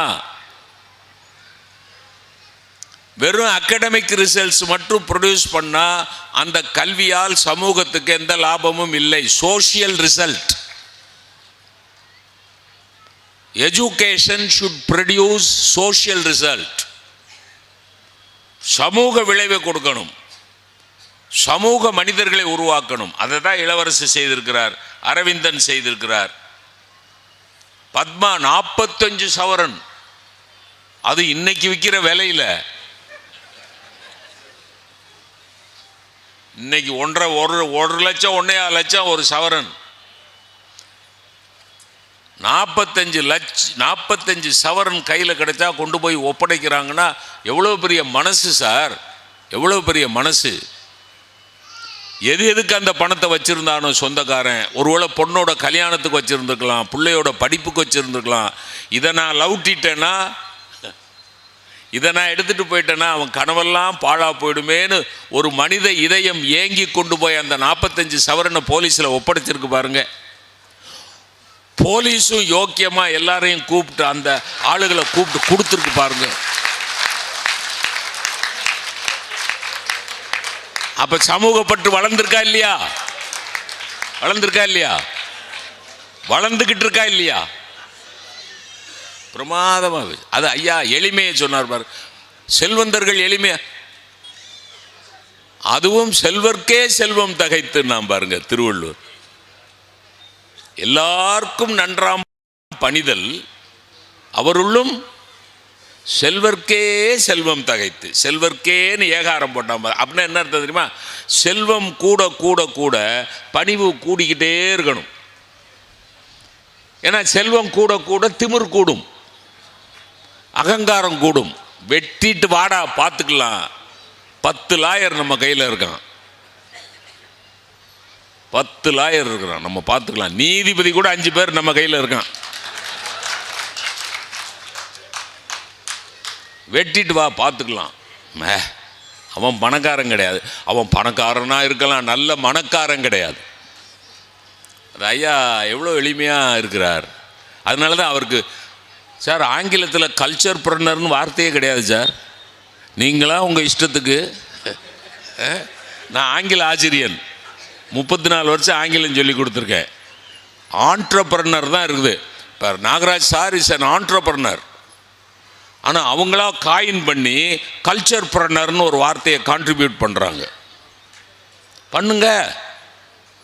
யாரெல்லாம் கலாச்சாரத்தை பாதுகாக்கிறார்களோ அவர்களெல்லாம் கல்ச்சர் ப்ரனர். ஒரு புது வார்த்தை இங்கிலீஷ்காரனுக்கு கொடுப்போமே. இங்கிலீஷ்காரன்ட்டு குடிக்க மட்டும்தான் பழகணுமா? இங்கிலீஷ்காரன்ட்டு இருந்து அரைகுறை ட்ரெஸ் போடுறத மட்டும்தான் பழகணுமா? இங்கிலீஷ்காரனுக்கு நம்ம ஒரு பண்பாட்டை சொல்லி கொடுப்போமே. பிரமாதமாக பேசிக்கிறேன். புத்தக திருவிழாவே வளர்கிறதுங்கிறதுக்கு அடையாளம் தானே. பெரிய பெரிய நகரங்களில் மட்டும் நடந்துக்கிட்டு இருந்த புத்தக திருவிழாவை எல்லா மாவட்டத்திலையும் நடத்தணும்னு சொல்ல அரசாங்கம் இந்த கலாச்சாரத்தை பண்பாட்டை பற்றை வளர்க்கிறது என்று தானே அர்த்தம். ரொம்ப பிரமாதம். அதை விட பெரிய லாஜிக்கு இந்த கட்சியை கீழே போட்டு மிதித்து தளர்கிறதுன்னு வருத்தப்படுறாங்கன்னா என்ன அர்த்தம்? இது பயங்கர கேள்வி.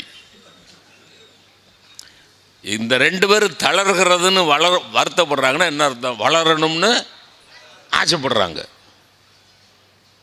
வளரணும்னு ஆசைப்படுற, ஏண்டா படிக்க மாட்டேங்கிற அப்படின்னு அப்பா அழுதாருன்னா என்ன அர்த்தம்? புள்ள நல்லா படிக்கணும்னு தானே ஆசைப்பட்டு சொல்கிறார். ஆசிரியர் நல்லா படிடா படிடான்னு அடிக்கிறார்னா என்ன அர்த்தம்? அவன் நல்லா படிக்கணும்னு தானே ஆசைப்படுறார். இப்போ நான்லாம் படிக்கையில் எங்கள் வாத்தியார் அடித்தாருன்னா 8 நாளைக்கு வலிக்குங்க அடி. அந்த புளிய விளாட்னு ஒன்று வச்சுருப்பார், அது சவுக்கு மாதிரி இருக்கும். அப்படி அது கூத்து என்ன தெரியுமோ? தமிழ் வாத்தியார் இவ்வளோ பெரிய மீசை வச்சுருப்பார்,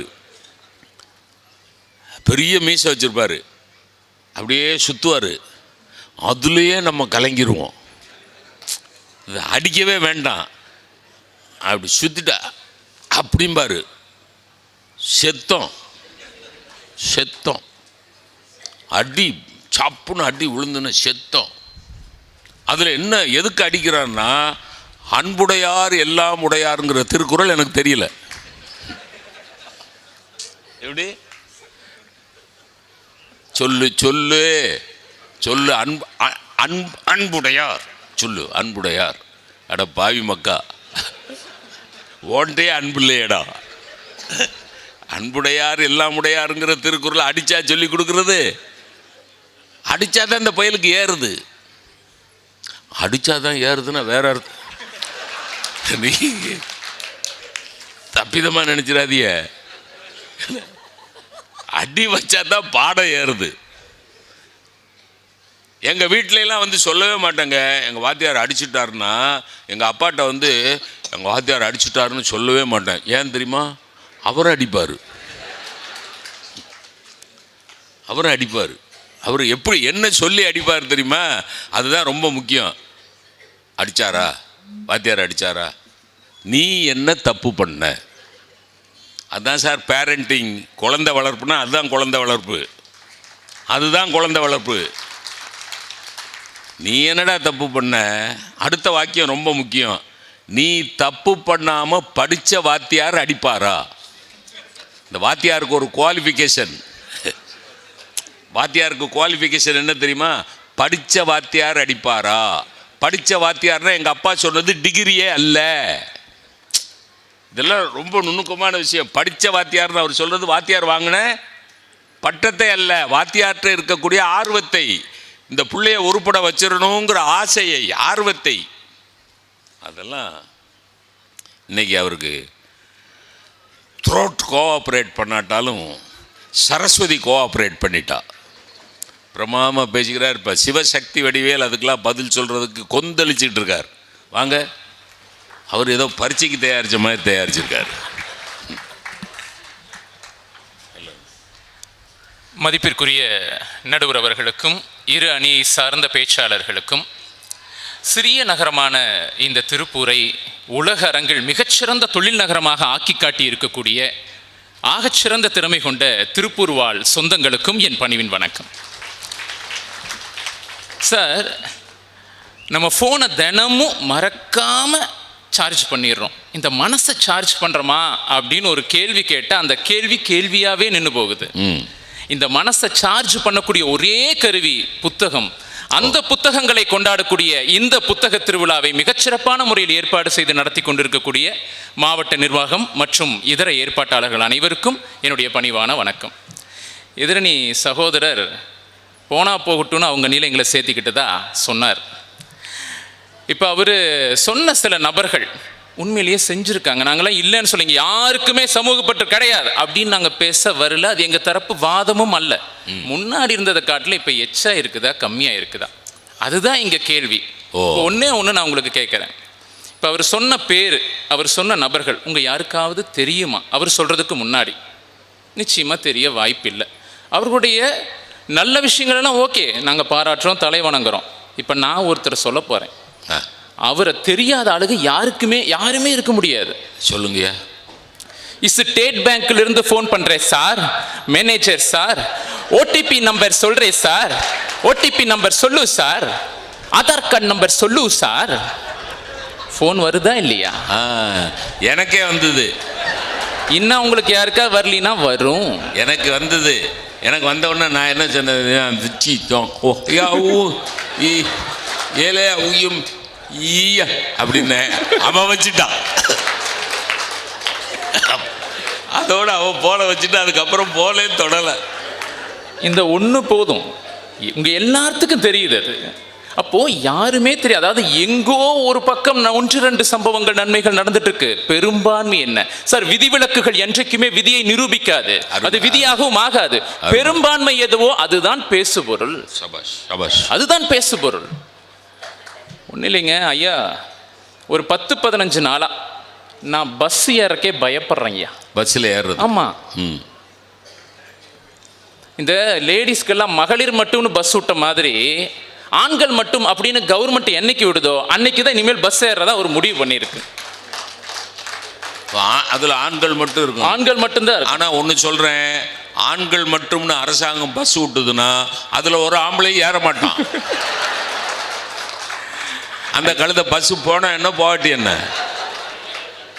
ஒரு கிக்கும் இல்லாமல் என்ன பஸ்ஸில் ஏறி. ஐயா, அந்த கிக்கு வந்தது தான் இங்கே பிரச்சனையே. அதுதான் தளருது. ஐயா, இன்றைக்கு நாடு முழுவதும் பேசுபொருளாக இருக்கக்கூடியது தீபக் என்கின்ற ஒரு நபரனுடைய தற்கொலை. அந்த மனுஷன் பாவம் சிவனே நின்றுட்டு இருக்காங்க. இந்த அம்மா பக்கத்தில் போய் வீடியோ எடுத்துக்கிட்டே இருக்குது. திடீர்னு அடுத்த நாள் சோஷியல் மீடியாவில் போட்டுருச்சு. அந்த வீடியோ கண்ணா பின்னான்னு ட்ரெண்டாக, ஏயா எப்படி அப்படி ட்ரெண்ட் ஆகுதுன்னு பார்த்தா, இவர் எனக்கு பாலியல் தொல்லை செஞ்சுட்டாரு அப்படின்னு அந்த அம்மா சொல்லியிருக்கிறாங்க. இது உண்மையே நடந்ததா இல்லையா தெரியாது. இதை பார்த்த உடனே அவன் வகதொகை தெரியாமல் திட்டி தள்ளுறான், கமெண்ட்டை போட்டுக்கிட்டே இருக்கான். அது இந்த சோஷியல் மீடியாவில் மற்றவனை திட்டுறதுன்னு வைங்களேன், நமக்கு அடடடடடடா, இவன் கண்ணா பின்னான்னு அந்த கமெண்ட்டை போட அதை பார்த்த அந்த மனிதன் தீபக் மன உளைச்சலுக்குள்ளாகி தற்கொலை செய்து கொண்டான்.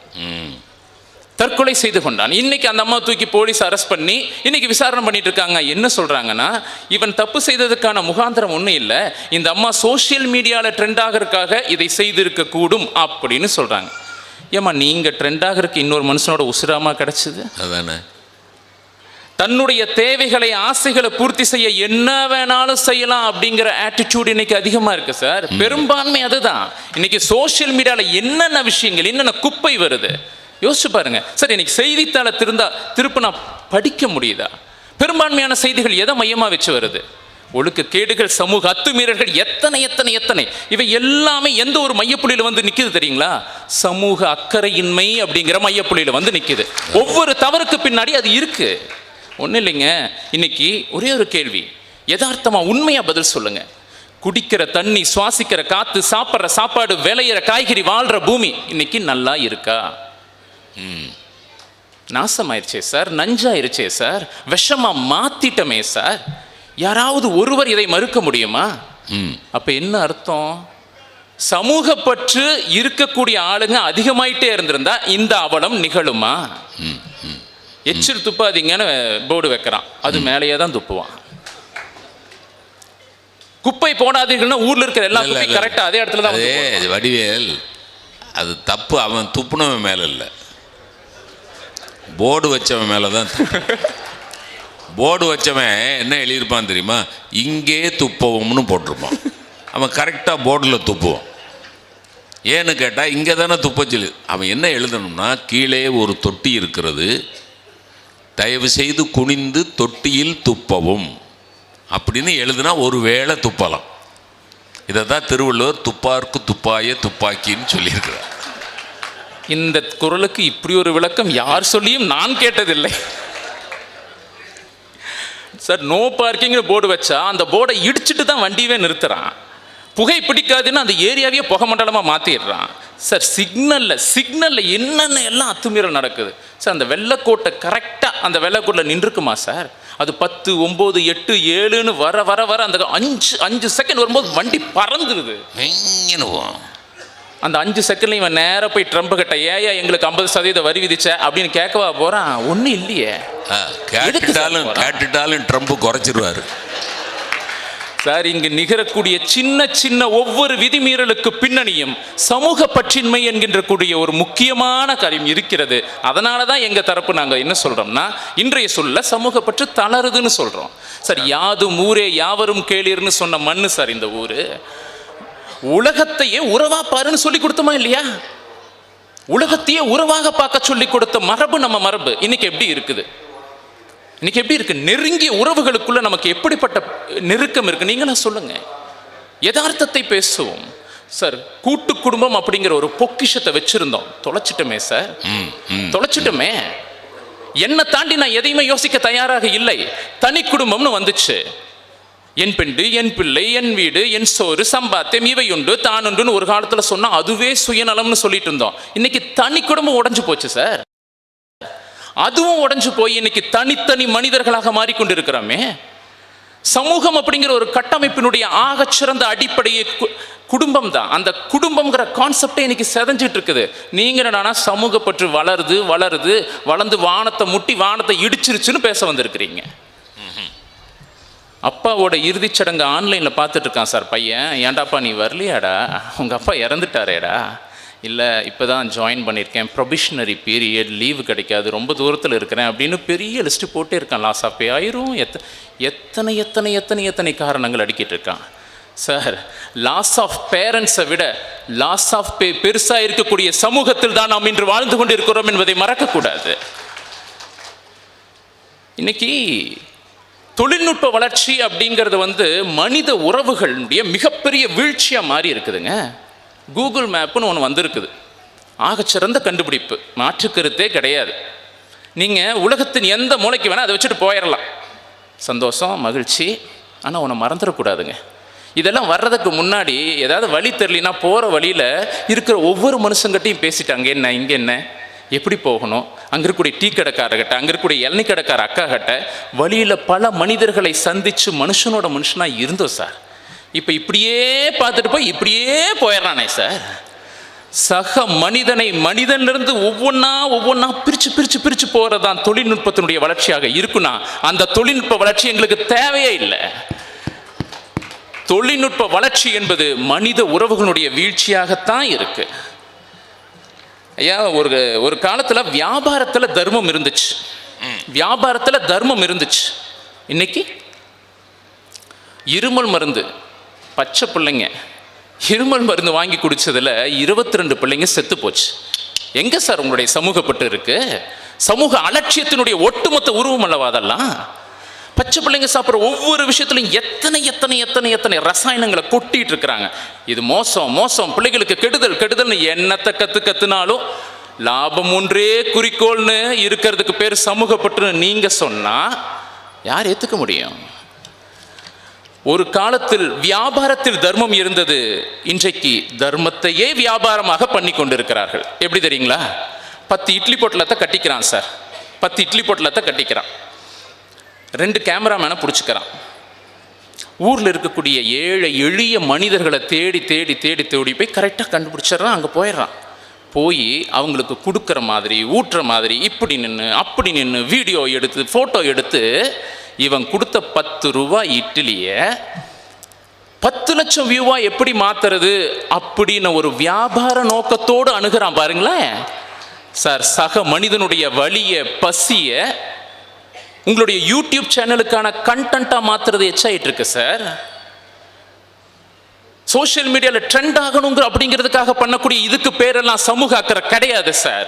இது இந்த க்ரூக்கட் மைண்டுக்கு பேரு சமூக அக்கறையை ஒரு காஸ்ட்லியான கமாடிட்டியாக பார்க்கக்கூடிய வியாபார புத்தி. இது சமூக அக்கறை கிடையாது. அது உண்மையா வரணும் சார், அது யதார்த்தமாக வரணும். ஒன்று சொல்லி நிறைவு செய்கிறேன். அமெரிக்காவில் ஒரு நீதிமன்ற தீர்ப்பு ஒன்று சொல்றாங்க. ஒரு 15 வயசு பையன் ரொட்டியை திருடிட்டான். அவன் நீதிபதி முன்னாடி நின்றுட்டு இருக்கிறான். நீதிபதி கேட்குறாரு, ஏப்பா திருடின? எனக்கு தேவைப்பட்டுச்சு திருடினேன். நீ காசு கொடுத்தல வாங்கியிருக்கணும், காசு என்கிட்ட இல்லை. உங்கள் பேரண்ட்ஸ்கிட்ட கேட்டிருக்க வேண்டியதானே? அப்பா இல்லை, அம்மாவுக்கு உடம்பு சரியில்லை, வீட்டில் எந்த விதமான வருமானமும் இல்லை. சரி, நீ 15 வயசாயிருச்சு இல்லையா, வருமானத்திற்கான ஏதாவது ஒரு வழி நீ தேடி இருக்கலாமே. நான் படிப்பு நேரத்தை போக மற்ற நேரங்களில் நான் காரு கழுவுவேன், ஆனால் எங்கள் அம்மாவுக்கு உடம்பு சரியில்லாமல் இருந்ததா, அதனால் என்னால் தொடர்ந்து அதை பண்ண முடியல, அதனால் அந்த வேலை எனக்கு போயிடுச்சு. சரிப்பா, யார்ட்டையாவது உதவியாவது கேட்டுக்கலாமே. நான் கேட்டேன் ஏராளமான மனிதர்கிட்ட நான் கேட்டேன். அவங்க யாரும் என்னை நம்பலை. காலையிலிருந்து பசி, எங்கள் அம்மா மாத்திரை சாப்பிடணும், எங்கள் அம்மாவுக்கு பசி, அதனால் இந்த ஒரு துண்டு ரொட்டி நான் திருடிட்டேன் அப்படின்னு அவன் சொல்கிறான். ஒரு நிமிட அமைதிக்கு பிறகு நீதிபதி சொல்கிறார், இது ஒரு தனி மனித குற்றம் அல்ல. இங்கு குற்றவாளி இந்த சிறுவன் அல்ல, இந்த சமூகம். அப்பா இல்லாம நோய்வாய்ப்பட்ட தன்னுடைய தாய்க்காகவும் தன்னுடைய பசிக்காகவும் ஒரே ஒரு துண்டு ரொட்டியை திருடியது எப்படி குற்றமாகும்? அப்படி தவிக்க விட்டது இந்த சமூகத்தின் குற்றம். நான் ஒரு சமூகத்தினுடைய ஒரு அங்கத்தினராக இருந்து இந்த குற்றத்திற்கு நான் பொறுப்பேற்றுக் கொள்கிறேன். இது என்னுடைய அபராத தொகைன்னு $10 தூக்கி முன்னாடி போட்டார். இந்த நீதிமன்றத்தில் இருக்கக்கூடிய ஒவ்வொருவருக்கும் இந்த பொறுப்பு இருக்கிறது. ஆகவே நீங்கள் அனைவரும் இந்த குற்றத்தில் பங்கேற்கக்கூடியவர்கள், உங்கள் அனைவருக்கும் $10 அபராதம். அதோட அவர் விட்டுறல. ஒரு துண்டு ரொட்டியை திருடியதை குற்றமாக கருதி காவல்துறையிட அந்த கடைக்காரன் ஒப்படைச்சான் பார்த்தீங்களா, அந்த கடைக்காரனுக்கு $1000 அபராதம். அதோடவும் விட்டுறல. இது பசியினால் நடந்தது, பசியினால் அவன் திருடி இருக்கிறான். இந்த சாதாரண புரிதல் கூட இல்லாம காவல்துறை இந்த சிறுவனை நீதிமன்றம் வரை அழைத்துட்டு வந்திருக்கே, அதனால காவல்துறைக்கும் $1000 அபராதம். இந்த ஒட்டுமொத்த சமூகம் சேர்ந்து இந்த சிறுவனிடம் மன்னிப்பு கேட்டுக்கொள்கிறது. இது சமூகத்தின் குற்றம் என்று நிறைவு செய்கிறார். இதுவே என் பேச்சினுடைய நிறைவாகவும் வைக்கிறேன். நம் சமூகத்தில் ஏராளமான தவறுகளும் குற்றங்களும் அவலங்களும் நிகழ்ந்து கொண்டே இருக்கின்றன. ஒவ்வொரு குற்றத்தின் பின்னணியிலும் இருக்கக்கூடியது சமூக அக்கறையின்மை. எனவே இன்றைய சூழலில் சமூக பற்று என்பது தளர்கிறது என்று கூறி நிறைவு செய்கிறேன். நன்றி, வணக்கம். அருமை அருமை அருமை அருமை அருமை. தெளிவான பேச்சு. அறிவு வளர்ந்துக்கிட்டே இருக்குது, அன்பு குறைஞ்சிக்கிட்டே இருக்குது. இதுதான் இன்றைய சூழ்நிலை. எத்தனை அறிவு வளர்ந்துருச்சு. இந்த லைட்டெல்லாம், இந்த இவ்வளவு லைட்டு பளிச்சுன்னு இருக்க போய் நான் உங்கள் கண்ணுக்கு தெரியுறேன். ஒருவேளை மங்களா இருந்ததுன்னு வைங்க, நடுவர்னு ஒருத்தனை சொன்னாங்க, ஆளை காணா.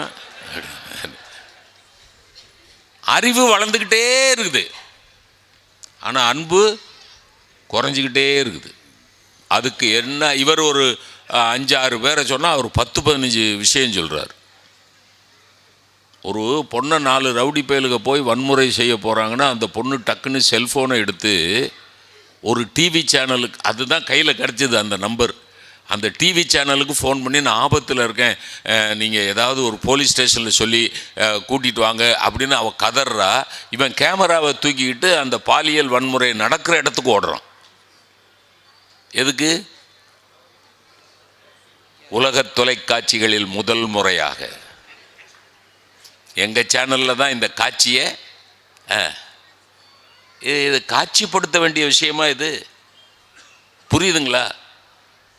அப்போ டிஆர்பி ரேட்டிங்காக என்ன வேணாலும் செய்யலாங்கிற டெலிவிஷன்ஸ் வந்த பிறகு, சோஷியல் மீடியா வந்த பிறகு சமூக பற்றி எப்படி சார் வளரும்?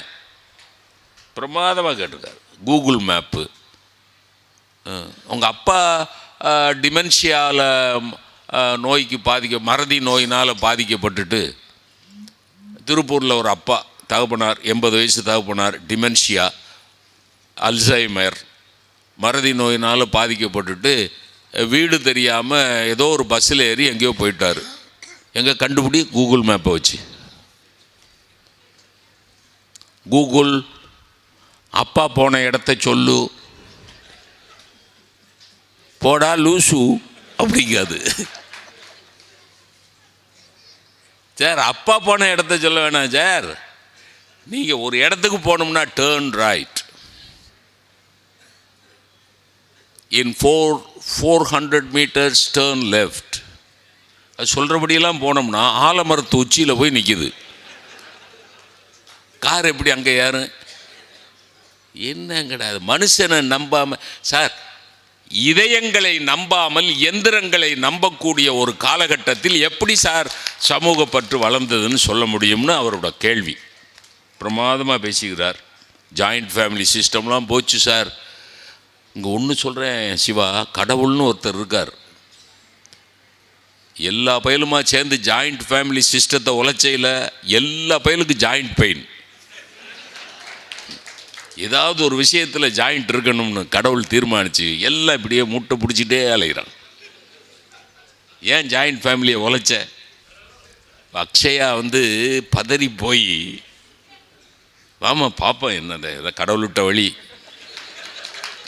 நம்ம கையில் என்ன இருக்குது, வளர்ந்துருக்குன்னு பேசுகிறதுன்னு ஒத்துக்கிட்ட, என்ன பண்ணுறது? அக்ஷயா லோகேஷ்குமார் வளர்ந்துருக்கிறது, அது பேசுகிறதுக்கு ஒரு தைரியம் வேணும் தெரியுமா? இது சும்மா அரங்கின்றி வெட்டாடலாம், வளர்ந்துருக்குன்னு பேசுகிறதுக்கு தான் தைரியம் வேணும். நாங்கள் தமிழ் மாணவர்கள், தமிழ்நாட்டின் உயிர் ஆனவர்கள். தமிழினம் அமைதி கொண்டிருந்தால் ஏடுகள் தூக்கி படிப்போம். எங்கள் தமிழர் வாழ்வில் பகைவர் நுழைந்தால் எரிமலையாகி வெடிப்போம் என்ற காசி ஆனந்தனின் வரிகளை முன்வைத்து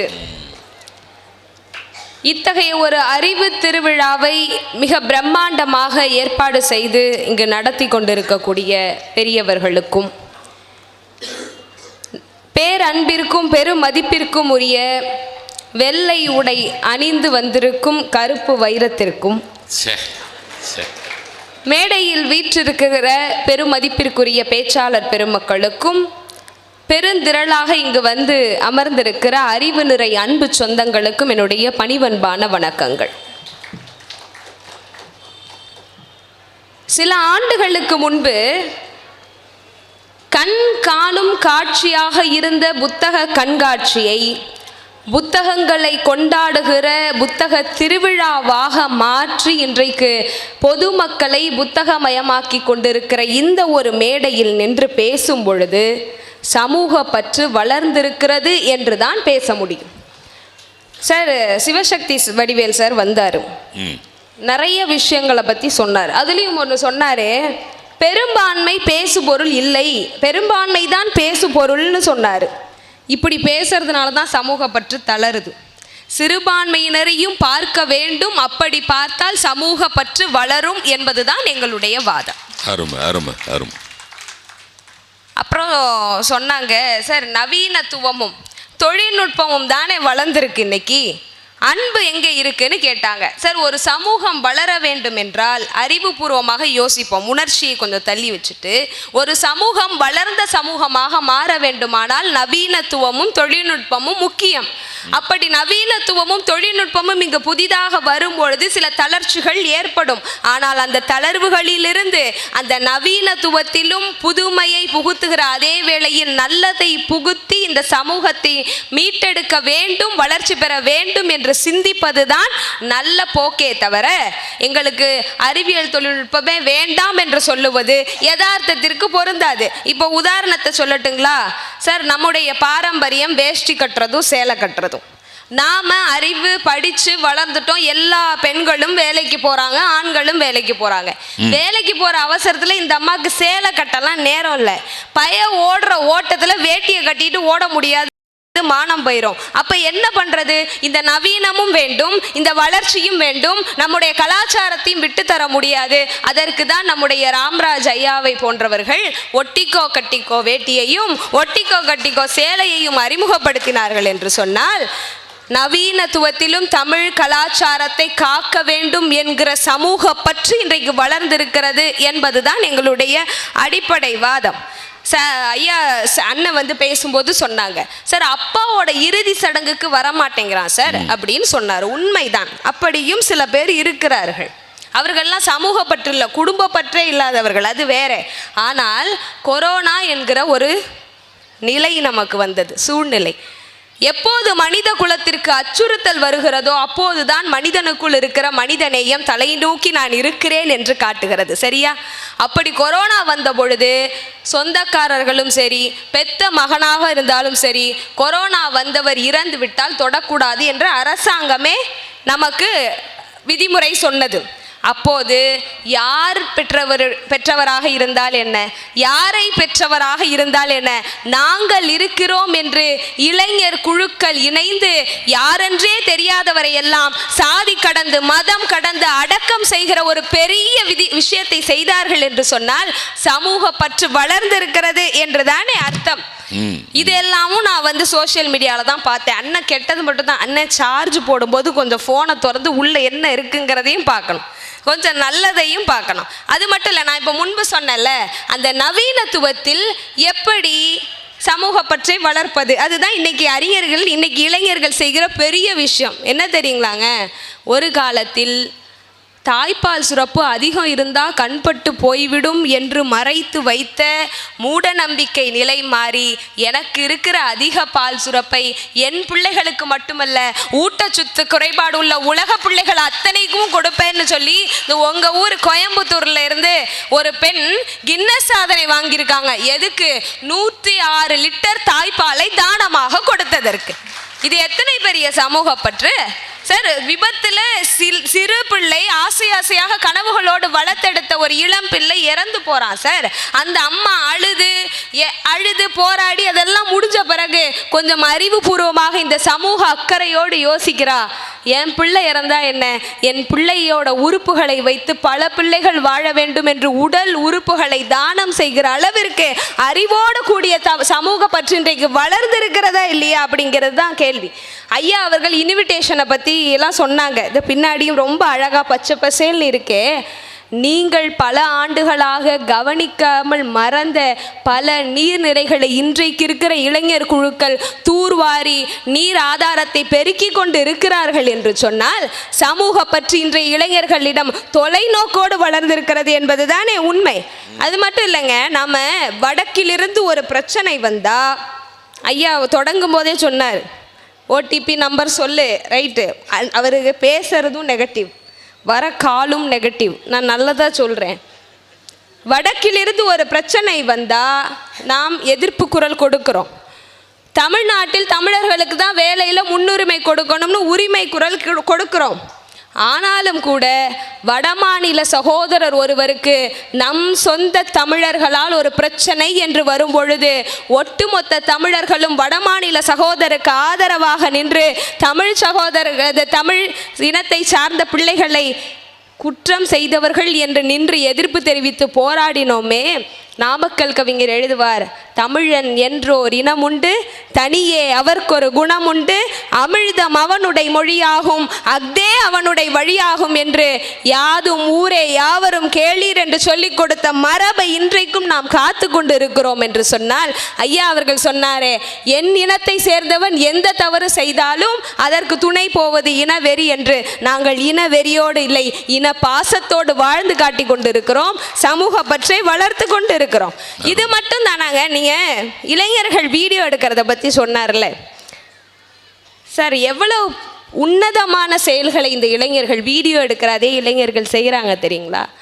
மனநலம் பாதிக்கப்பட்டு சாலைகளில் கவனிப்பற்று, குளிக்காம நோய்வாய்ப்பற்று, இன்னும் சொல்ல போனால் ஆடையிலேயே மலம் கழிந்து விட்டு இருக்கின்ற நிலை தெரியாமல் சுற்றுகிற எத்தனை மனநலம் பாதிக்கப்பட்டவர்களை இளைஞர்கள் குழுக்களாக சேர்ந்து அவர்களின் உடலை சுத்தம் செய்து அவனுக்கு முடிய வெட்டி அந்த காட்சியை பார்க்கணுமே. ஒரு தாய் எப்படி பிள்ளைக்கு செய்வாளோ அப்படி செய்கிறாங்க இளைஞர். வீட்டில் குழந்தை ஆய் போயிட்டா அப்பா கூட தப்பிச்சு ஓடிடுவார், அம்மா தான் முகம் சுளிக்காமல் செய்வா.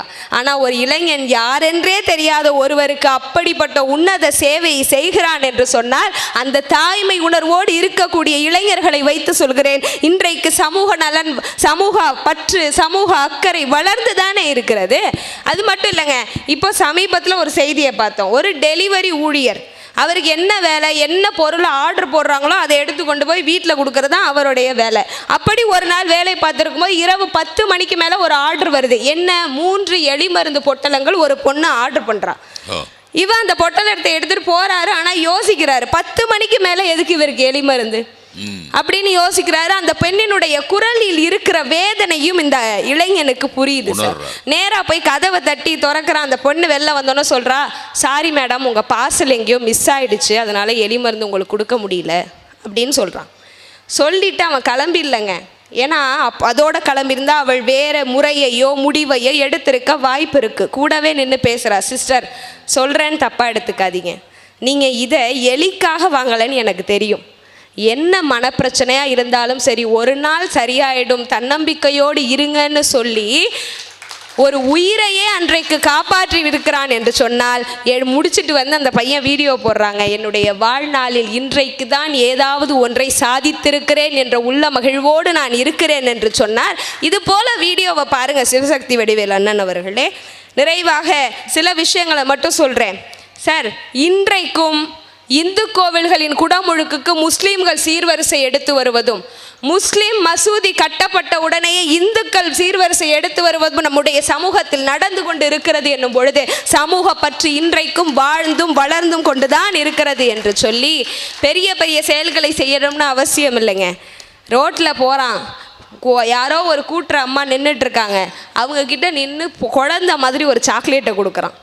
அந்த சாக்லேட்டை வாங்கின உடனே வெயிலில் நிற்கிற அந்த அம்மாவோட முகத்தில் சிரிப்பு.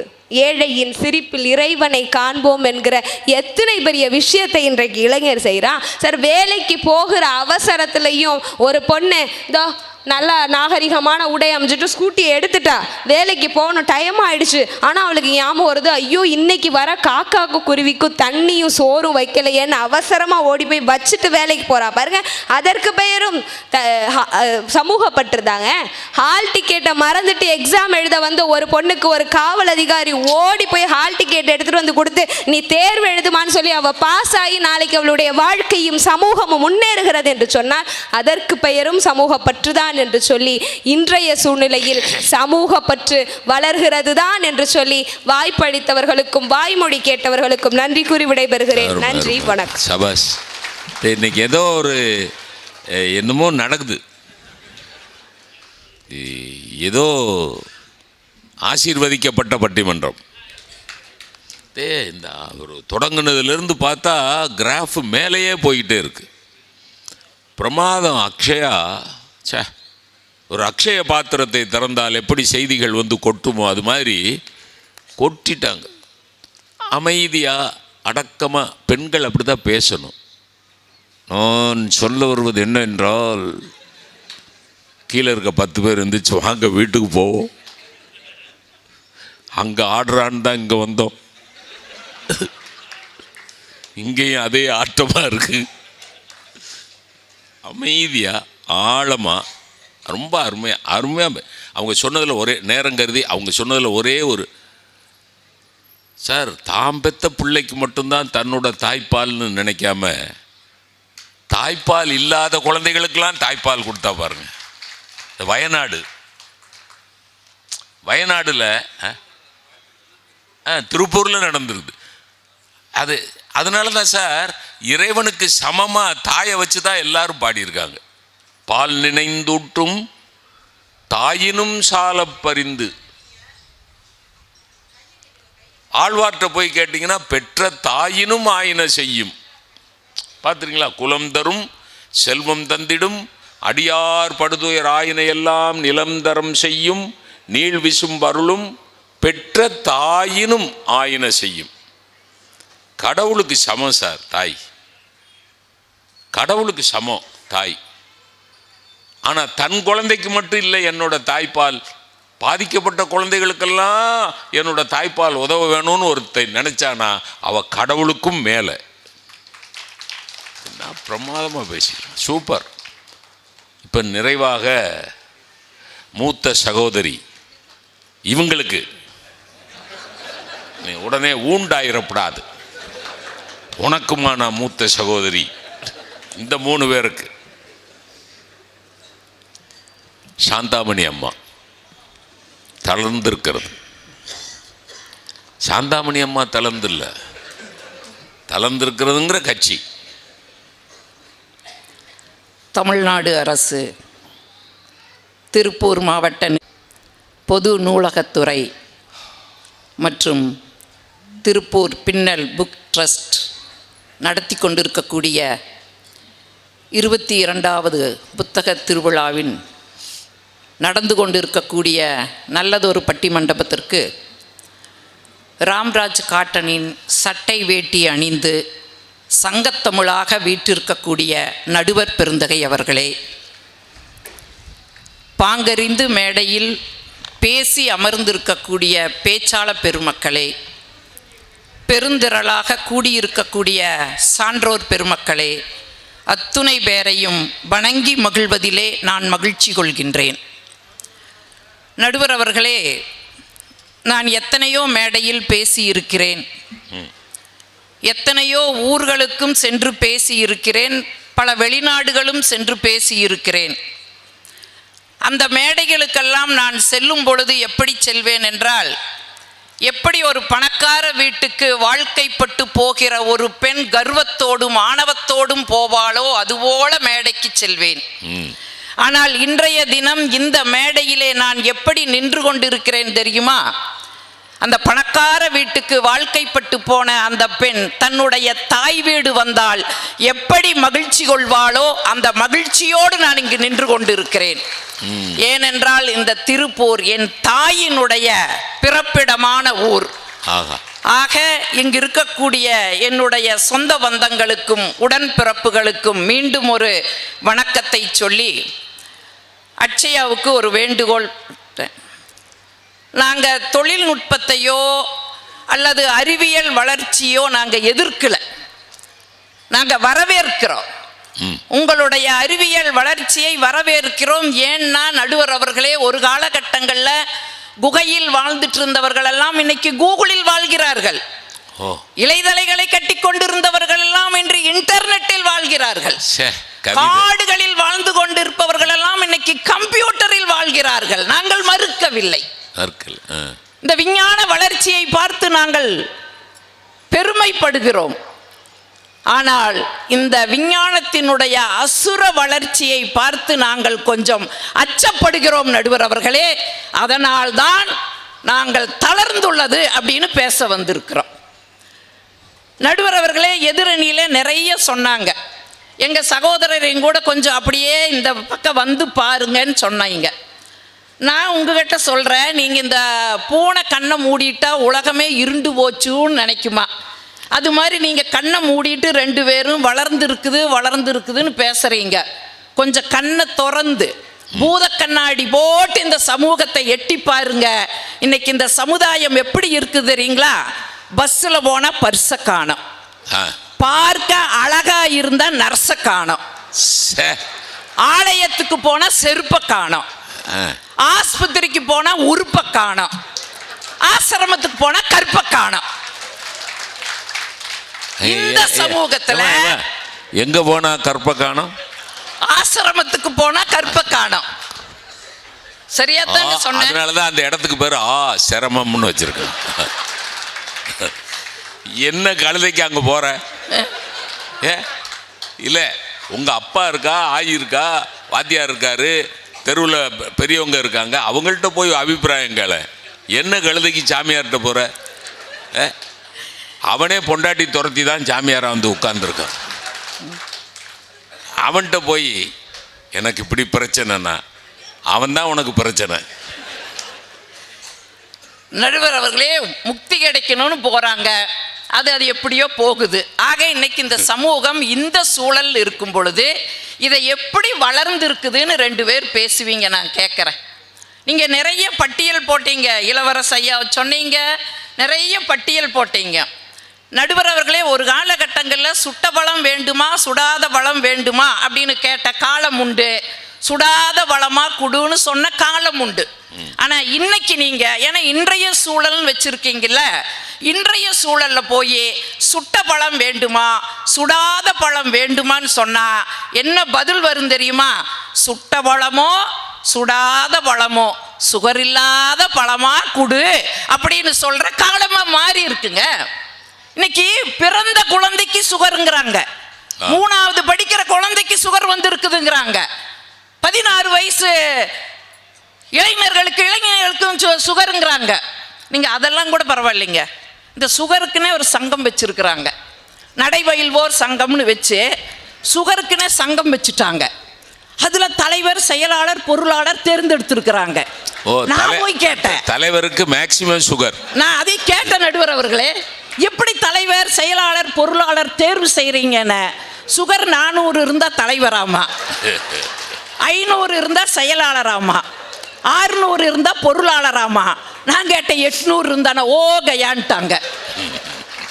ஏங்க, எதையோ தேடி மனித இனம் ஓடிக்கொண்டு இருக்கிறது. நான் கேட்கிறேன், உட்கார்ந்து பேசுறதுக்கு நேரம் இருக்கா? நீங்க சொன்னீங்கல்ல அழகா, என் தம்பி எவ்வளவு வருத்தப்பட்டு சொன்னாப்புல, இன்னைக்கெல்லாம் லைக்ஸை எதிர்பார்த்து லைஃபை இழந்து கொண்டு இருக்கிற சமுதாயமாக இன்னைக்கு மாறி இருக்குதுங்களா இல்லையா? நம்ம இல்லைன்னு சொல்ல முடியுமா? எதையோ நீங்க 4 பேரை இணைக்க முடியலைங்க நடுவர் அவர்களே. இன்னைக்கு அந்த செல்போனுன்னு ஒன்று வந்துடுது. ஒரு காலகட்டங்களில் தாவி தாவி விளையாடணும், இன்னைக்கு தடவி தடவி விளையாடுறோம், செல்ல தடவி தடவி விளையாடுறோம். நீங்க ஒண்ணு வேண்டாங்க, இந்த நாட்டில் ஒரு சட்டம் போடுங்க, ஒரு நாள் யாரும் செல்போன் பயன்படுத்தக்கூடாது அப்படின்னு ஒரு சட்டம் போட்டீங்கன்னா கொரோனால இறந்தவங்களை விட இந்த செல்போன் பயன்படுத்தாமல் சாகிற எண்ணிக்கை அதிகமாகியும். உண்டா இல்லைங்களா? உண்டுமா? எல்லாம் வீட்டுக்குள்ள இப்படி மிரட்டினா நான் என்ன செய்யறது? மிரட்டலிங்க, யதார்த்தத்தை சொல்றேங்க நடுவர் அவர்களே, யதார்த்தத்தை சொல்றேன். ஒண்ணு இல்லைங்க, யதார்த்தத்தை யோசிச்சு பாருங்க. ஒரு காலகட்டங்களில் கோவப்பட்டா தெரு வழியிலேயே வந்திருக்கிற ஒரு சாமர்த்தியம், நீ வீட்டுக்கு வராம போனையோ அப்படின்னு கோபப்பட்ட காலம் இருந்ததா இல்லைங்களா? இன்னைக்கும் கோபப்படுறானுங்க. ஆன்லைன்லயே இருக்கிற, என்னோட மெசேஜுக்கு லைக்ஸ் போடாம இருக்கிற அப்படின்னு சொல்ற காலமா மாறி இருக்கு இல்லைங்களா? நீங்க வீட்டுக்குள்ள 4 பேர் இணைக்க முடியுதுங்களா? 4 பேர் இருந்தால் 4 பேர் ஆண்ட்ராய்டு ஃபோன் உட்காந்துட்டு 4 திசையை பார்த்து நவகரங்களாட்டு உட்காந்து இருக்குது. ஏன் ஒன்றும் இல்லைங்க, ஒரு வாழ்க்கப்பட்டு ஒரு மருமக வந்தா, மாமியா சொன்னாங்க, அம்மா இந்த வீட்டுக்குன்னு சில பாரம்பரியம் இருக்குதுமா, இது ஒரு ஜனநாயக வீடு, 4 ஜன்னல் கம்பிகளுக்கிடையே நடந்து கொண்டு இருக்கிற ஜனநாயக வீடு, இதில் உன் மாமனார் தாம்மா முதலமைச்சர், அவர் இந்த பொதுப்பணித்துறையெல்லாம் பார்த்துக்கிறாரம்மா, நான் துணை முதல்வர், நான் இந்த நிதி நிர்வாகத்தையும் ஜவுளித்துறையும் நான் பார்த்துக்கிறேம்மா, அதான் என் புள்ள உன் புருஷ அவன் இந்த வருமானத்துறையெல்லாம் பார்த்துக்கிறானம்மா, என் புள்ள அதான் உன் நாத்தனாரு அவன் இந்த விளையாட்டுத்துறையை பார்த்துக்கிறாம்மா, இந்த வீட்டில் 2 துறை காலியாக இருக்குது, ஒன்று உணவுத்துறை, இன்னொன்று சுகாதாரத்துறை, இந்த 2ஐயும் உனக்கு நான் கொடுக்குறேனம்மாண்ணா. உடனே அந்த மருமக சொன்னா, அத்தை எனக்கு எதுக்கு அத்தை பெரிய பெரிய பொறுப்பெல்லாம், எல்லா பொறுப்புகளையும் நீங்களே பார்த்துக்குங்க அத்தை, நான் எதிர்கட்சி தலைவராக மட்டும் இருந்துக்கிறேன்ட்டா. ஏன் அப்பப்ப வெளிநடப்பு எங்க சமுதாயம் வளர்ந்துருக்குது நான் கேட்குறேன். என்னமோ இளவரச ஐயாவை சொன்னார், நான் வணங்குறேனுங்க, அப்படிப்பட்ட ஆசிரியரை நான் வணங்குறேன். நானும் நடுவர் அவர்களே, எங்க பையங்க கிட்ட இந்த மாதிரி புத்தகத்தை வாசிக்கணும், புத்தகத்தினுடைய அருமை என்னங்கிறத சொல்றதுக்காக ஒரு செய்தியை சொன்னனுங்க. ஒரு காலகட்டத்தில் சீனாவில் மங்கோலிய மன்னன் ஒருவன் ஆட்சிக்கு வந்தான். வந்த உடனே அவன் என்ன செஞ்சான் தெரியுமா? இங்க இருக்கிற புத்தகங்களை எல்லாம் எரிச்சிருன்னு சொன்னான். எரிச்சிட்டாங்க. எல்லாம் கேட்டாங்க, ஏன் எரிக்க சொன்னீங்க? ஒன்றும் இல்லை, புத்தகத்தை படித்தா மக்கள் அறிவாளிகளாக மாறிடுவாங்க, அறிவாளிகளை ஆட்சி செய்வது கடினம், அதனால தான் நான் புத்தகத்தை எல்லாம் எரிக்க சொன்னேன்.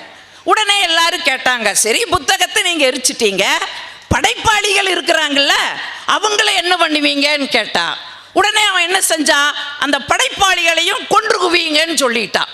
அப்படி கொன்று குவித்து அவர்களுடைய உடம்பில் இருந்து எடுக்கப்பட்ட எலும்புகளை வரிசையாக அடுக்கி சீன பெருஞ்சுவரை கட்டினார் என்று வரலாறு சொல்லுகிறதடா.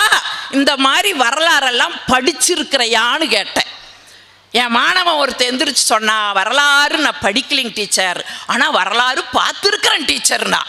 எனக்கு அவ்வளவு ஆச்சரியம். நான் பார்க்காத வரலாறை, என் வயசுல நான் பார்க்காத வரலாறை என் மாணவன் பார்த்துருக்கிறானா? எந்த வரலாறுடா பார்த்தேனே? தலை அஜித் நடிச்ச வரலாறு பார்த்தங்க டீச்சர்ன்ட்டா. என்னங்க சமூக அக்கறை இருக்கு நான் கேட்குறேன். நீங்க இன்னொன்னும் கூட சொன்னாங்க, அப்போ கையளவு காத்தாவது கிடைக்கட்டும் என்று ஒரு பெரியவர் நினைத்தாருன்னு சந்தோஷப்படுறோம். ஒன்றும் இல்லைங்க, எங்கள் ஊரில் திடீர்னு ஒரு பெரியவர் மயங்கி விழுந்தாரு. எல்லாரும் சத்தம் போட்டாங்க, ஏப்பா ஆரா சோடா வாங்கிட்டு வாங்கப்பா, சோடா வாங்கிட்டு வாங்கப்பான்னு. ஒரு ஓடுனா, படபடன்னு ஓடுனா, சோடாவை வாங்கிட்டு வந்தா, உடைச்சா, சீக்கிரம் குடுறானா அவன் படபடன்னு குடிச்சான்.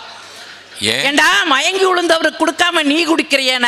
அவன் சொன்னா, யாராச்சும் இப்படி பொசுக்குன்னு மயங்கி விழுந்தா எனக்கு படபடப்பாயிரு, அதனால நான் குடிக்கிறேன்னா. இதையெல்லாம் கொண்டு போய் நான் கேட்குறேன், எந்த வளர்ச்சியில் நீங்கள் வைப்பீங்கன்னு கேட்குறேன். நடுவர் அவர்களே, ஒரு வெங்காயம் அதிகமாக விளைவிக்கிற காலத்தில் ஒருத்தர் வெங்காய மூட்டை திருடிட்டான். பிடிச்சிட்டாங்க அவனை. இப்போ அவனுக்கு தண்டனை 3 ஆப்ஷன். ஏன்னா இப்போ வாழ்க்கையே ஆப்ஷனில் தானே ஓடிட்டுருக்குது. 3 ஆப்ஷன் கொடுத்தாங்க. 1, வெங்காயத்தை முழுசாக நீ சாப்பிடணும். 2, அப்படி இல்லைன்னா 100 சவுக்கடி வாங்கணும். அப்படி இல்லைன்னா 10,000 ஃபைன் கட்டணும். இவன் யோசிச்சா, எதுக்கு பணம் கட்டணும், எதுக்கு அடி வாங்கணும், நம்ம தானே திருடணும், நம்மளே வெங்காயத்தை திங்கலான்னு சொல்லி சாப்பிட்டா. ஒரு 10 நிமிஷம் சாப்பிட்டா, 15 நிமிஷம் சாப்பிட்டா, 20 நிமிஷத்துக்கு மேலே அவனுக்கு காரம் தாங்க முடியல. ஐயோ நம்ம தவறான ஆப்ஷன் தேர்வு செஞ்சிட்டோமோ, வேண்டாம் எனக்கு 100 சவுக்கடியே கொடுங்கண்ணா. சரின்னு ஒரு 20, 25, 30 அடி வாங்கினா, வழி தாங்க முடியல. ஐயோ நம்ம தவறாக ஒரு முடிவு எடுத்துட்டோமா, இந்த ஆப்ஷன் வேண்டாம் சாமி, நான் 10,000த்தையே கட்டிடுறேன் சாமின்னா. கொடுத்தது ஒரு தண்டனை. ஆனால் இவன் 3 தண்டனையும் அனுபவிக்கிற மாதிரி இன்னைக்கு ஒரு பொறுப்பற்ற சமூகம் இந்த மண்ணிலே இருக்கிறது என்று சொன்னால் இதை எப்படி நாங்கள் வளர்ச்சின்னு கேட்போம். நடுவர்களே, எங்கள் சகோதரி ஒன்று சொன்னாங்க, நான் அதுக்கு பதில் சொல்லி முடிச்சிட்றேன். இதே கோயம்புத்தூரில் தாய்ப்பால் கொடுத்து புரட்சி பண்ணி கின்னஸ் சாதனை செய்த பெண்மணியை நீங்கள் சொன்னீங்க, நான் சந்தோஷமாக ஏற்றுக்கிறேன். அந்த மாதிரி எத்தனை பெண்மணிகள் இங்கு சாதனை படைச்சிருக்கிறாங்க? சாதனை படைக்கிறதுக்கு இந்த சமுதாயம் விட்டுருக்குதா நான் கேட்குறேன். இன்னைக்கு நடுவர் அவர்களே, பெண்களை இந்த சமுதாயம் எப்படி பார்க்கிறது தெரியுங்களா? டிவிக்காரனுக்கு பெண்கள் ஒரு மோகப் பொருள், சினிமாக்காரனுக்கோ ஒரு விளம்பர பொருள், ஜவுளிக்கடைக்காரனை பொறுத்த வரைக்கும் அவள் ஆடி தள்ளுபடி, நகைக்கடைக்காரனுக்கோ அவள் ஒரு அட்சய திருதியை, பத்திரிகைக்காரனுக்கு செய்தி, பக்கத்து வீட்டுக்காரனுக்கு வதந்தி, பிள்ளைகளுக்கு காமெடி பீஸு, புருஷனுக்கு அவகடக்கா லூஸு, காதலனுக்கு பிடிச்சிருந்தா ஆசையா பார்க்கறா, காதலனுக்கு பிடிக்கலினா ஆசிட் ஊத்தி பார்க்கிற கலாச்சாரம் இன்னைக்கும் இந்த சமுதாயத்திலே பெண்கள் மீது இப்படி ஒரு வன்முறை நடந்துட்டு இருக்குதே. இந்த பெண்கள் எல்லாம் உங்க பார்வைக்கு தெரியலையாமா? எங்கேயோ இருக்கிற ஒரு பெண்களை நீங்க காரணம் காட்டுறீங்க. இது மாதிரி இன்னைக்கும் இந்த சமுதாயத்திலே பெண்மை இழிவுபடுத்தப்பட்டு கொண்டு இருக்கிறது என்று சொன்னால் இதை எப்படி நாங்கள் வளர்ச்சி என்று ஏற்றுக்கொள்வோம் என்ற ஒரு கேள்வியை வைத்து, நடுவர் அவர்களே, அவர்களுடைய பார்வையில் அது வளர்ச்சியுடையதாக இருந்தாலும் பெரும்பான்மை, என்னுடைய தம்பி சொன்ன மாதிரி பெரும்பான்மை, நான் இன்னொன்று செய்தி முடிச்சிடுறேங்க. நான் கல்லூரி பேராசிரியர். இன்னைக்கு சமுதாயத்தில் மாணவர்களுக்கு பற்றில்லை அப்படிங்கிறதுக்கு ஒரு காலகட்டமெல்லாம் ஆசிரியர் வேலைக்கு நான் விரும்பி வந்தேங்க. எங்கள் ஆசிரியர் மேலே இருந்த அந்த பற்றினால தான் நான் ஆசிரியராகவே வரணும்னு வந்தேன். இப்போ ஏண்டா வந்தேன்னு வருந்தி நின்றுட்டுருக்கிறேன். வருந்தி நிற்கிறேங்க. இந்த கொரோனா காலத்தை நீங்கள் சொன்னீங்களேம்மா, கொரோனா காலத்தில் ஆசிரியர் பட்ட பாடு உங்களுக்கு தெரியுமா நான் கேட்குறேன். என்ன பாடுபட்டங்க, எல்லாத்துக்கும் போட்டு போட்டாங்க. ஆனால் கல்வி மட்டும், கிளாஸ் மட்டும் நடந்தது. கிளாஸில் நாங்கள் மட்டும்தான் இருந்தோம். அந்த பக்கம் உட்காந்துக்கிட்டு ஒருத்தன் தூங்குறானுங்க. வீடியோ ஆன் பண்ணிட்டு கேட்டால் யோகா வகுப்புங்கிறா. ஒருத்தன் பந்தடிச்சு விளையாண்டுக்கிட்டு இருக்கிறா, பிடி பீரியடுங்கிறா. இதை விடங்க நடுவர் அவர்களே, கல்லூரியிலேயே ரொம்ப ஸ்ட்ரிக்டான பேராசிரியர் நான் தான். பையங்கள்லாம் செல்ஃபோன் வச்சுருந்தா நான் விடவே மாட்டேன். வாங்கி எங்கிட்ட வச்சுட்டு, டேய் வருஷ கடைசியில் உங்கள் அப்பா அம்மா வந்து எங்கிட்ட வாங்க சொல்லுப்போ, வாங்கி வச்சிருவேன். இந்த கொரோனா வந்துடுச்சுங்களா, எல்லா செல்ஃபோனும் என் கையில். டே வாடா, வரமாட்டேங்க டீச்சர். டே வாங்கிட்டு என் கிளாஸுக்குள்ளே வாடா, அப்போ தான் எனக்கு சம்பளம் தருவாங்க. மேடம், நீங்கள் எப்படி கொள்கையில் இருக்கிறீங்களோ அதே மாதிரி நானும் கொள்கையில் இருக்கிறேன். வருஷ கடைசியில் எங்கள் அப்பா அம்மாட்ட கொடுங்க நிற்கிறா. நீங்கள் நம்ப மாட்டீங்க, 5 மாஸ்க் போட்டேன், சானிடைசர்லேயே குளித்தேன், வாடகைக்கு கார் எடுத்தேன், வீடு வீடா கொண்டு போய் டே என் வகுப்புக்குள்ள வாடா வந்துட்டா நடுவர் அவர்களே. வந்துட்டு அடிக்கிறான் பாருங்க. எனக்கு ஒரு மெசேஜ், எந்த செல்போனை வைத்திருந்தால் வகுப்புக்குள் விடமாட்டா என்று சொன்னாயோ அந்த செல்போன் மூலம்தான் உன்னுடைய வகுப்பை நான் அட்டன் செய்து கொண்டிருக்கிறேன். சாந்தாமணி இஸ் அ பூமராங் அப்படின்னு என்னை பூமராங் ஆக்கி பார்த்துட்டானுங்க. எத்தனை கொடுமைகளை நாங்கள் சந்திச்சுக்கிட்டு இருக்கிறது 1-2 நேரம் பத்தாது. ஆக வளர்ந்து இருக்குது அப்படிங்கிறதுக்கு நாங்கள் எந்த தடையும் சொல்லல. அது சிறுபான்மை. ஆனால் பெரும்பான்மை நடுவர் அவர்களே, தளர்வுதான் இந்த சமுதாயம் கண்டிருக்கிறது என்று சொல்லி அனைவரையும் வணங்கி விடைபெறுகிறேன். நன்றி, வணக்கம். அருமை. பெரியவர்களே, ரொம்ப உங்களுடைய ஒத்துழைப்போடு மிக அருமையான ஒரு பட்டிமன்றம். இப்போ ஒரு சுருக்கமாக ஒரு 10-15 நிமிடத்தில் தீர்ப்பு. அது என்னமோ பட்டிமன்றங்கள்ல எல்லாம் தீர்ப்புன்னு வர்றதில்ல, எல்லாரும் எந்திரிக்கிறாங்க. அது தீர்ப்பு சரியாக இருக்காதுன்னு நம்புகிறாங்க.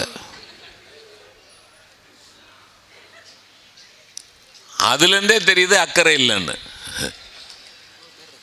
இவ்வளோ பேர் இருக்கிறாங்க, ஒரு அவசர தேவைகள் இருக்குன்னு விடுங்களேன். அம்மா ஒரு தாய்மைக்குள்ள ஒரு பொறுப்போடு பேசியிருக்கிறார். ஆனால் எனக்கு என்ன சந்தோஷம்னா, வகுப்பறையில் அத்தனை கொடுமைகளை தாங்கி கொண்டு மேடையில் இவ்வளோ உற்சாகமாக பேசுகிறாங்க பார்த்தீங்களா. அப்போ அதுலேருந்து என்ன தெரியுது, எந்த கொடுமைகள் நடந்தாலும் சாந்தாமணி தளர மாட்டார்கள் என்று தெரிகிறது. ஆனால் தளர்ந்துள்ளதுன்னு பேசுகிறாங்க. நல்ல அருமையான நிகழ்ச்சி. வளர்ந்துள்ளதுன்னு பேசுகிறவங்க பாசிட்டிவ் சைடு, தளர்ந்துள்ளதுன்னு பேசுகிறவங்க நெகட்டிவ் சைடு. இப்படி வச்சுக்குவோமே, இவர்கள் திறக்கிற கதவுகளை பார்க்கிறார்கள், இவர்கள் மூடுகிற கதவுகளை பார்க்கிறார்கள். ரெண்டுலேயும் உண்மை இருக்கு. இவங்க ரெண்டு பேருமே, உமாசங்கரும் அக்ஷயாவும் ஒரு பெரிய பட்டியலே போட்டாங்க இல்லையா? இப்போ திருப்பூரில் நீங்கள் எவ்வளவு சமூக காரியங்கள் செய்கிறீங்க. இப்போ ராமராஜ் காட்டும் சரி, கேபிகே ஐயாவும் சரி, பூபதி சரி, எல்லாருமே சேர்ந்து எவ்வளவு காரியங்கள் செய்கிறாங்க. இந்த இவர் சொன்ன மாதிரி இந்த புத்தக திருவிழாவில் பேச்சு நடக்கிற இடத்துல இந்த நேரத்தில் இந்த பணியில் இவ்வளவு பேர் கூடி உட்கார்ந்துருக்கிறீங்க அப்படிங்கிறதே சமூகத்தின் மேல் நீங்கள் காட்டுகிற பற்று தானே. அதுதான் அவங்க எடுத்து சொல்கிறாங்க. எத்தனை பேர் அந்த காலத்தில் ராஜாராம் மோகன் ராய் இருந்தார், பெரியார் இருந்தார், அம்பேத்கர் இருந்தார். அந்த காலத்தில் அந்த ஸ்டேச்சரில் இன்னைக்கு யார் இருக்காங்க? அந்த அளவுக்கு சமூக பற்று உள்ள அந்த அந்த இன்டென்சிட்டி, அந்த அடர்த்தி இருக்கிறாங்க. அப்துல் கலாம் இருந்தார், அமர்த்தியா சென் இருந்தார். நீங்கள் பெரிய பெரிய ஆளுகளையெல்லாம் போய் பார்க்க வேணாம். அஜய் முனோட் அப்படிங்கிற அவுரங்காபாத் தொழில் அதிபர் ஐயா, அவர் அவுரங்காபாத்தில் ஒரு பெரிய தொழில் அதிபர், தன் பெண்ணுக்கு கல்யாணம் பண்ணி வைக்கிறார். ஐயா, பெண்ணுக்கு கல்யாணம் பண்ணி வச்சா நம்ம ஊரில் என்னையா சீர் செனத்தி செய்வோம்? என்ன செய்வோம்? ஒரு 100 பவுன் நகை போடுவோம், மாப்பிள்ளைக்கு ஒரு கார் வாங்கி கொடுப்போம், இருந்தால் ஒரு வீடு வாங்கி கொடுப்போம். இதுதான் பொதுவாக செய்கிறது. ஆனால் அந்த அவுரங்காபாத் தொழிலதிபர் அஜய் முனோட் என்ன செய்தார் தெரியுமா? தன் பெண்ணுக்கு கல்யாணம் பண்ணி வைக்கிறதுக்கு செய்த சீர் என்ன தெரியுமா? 93 ஏழைகளுக்கு வீடு கட்டி கொடுத்தார்.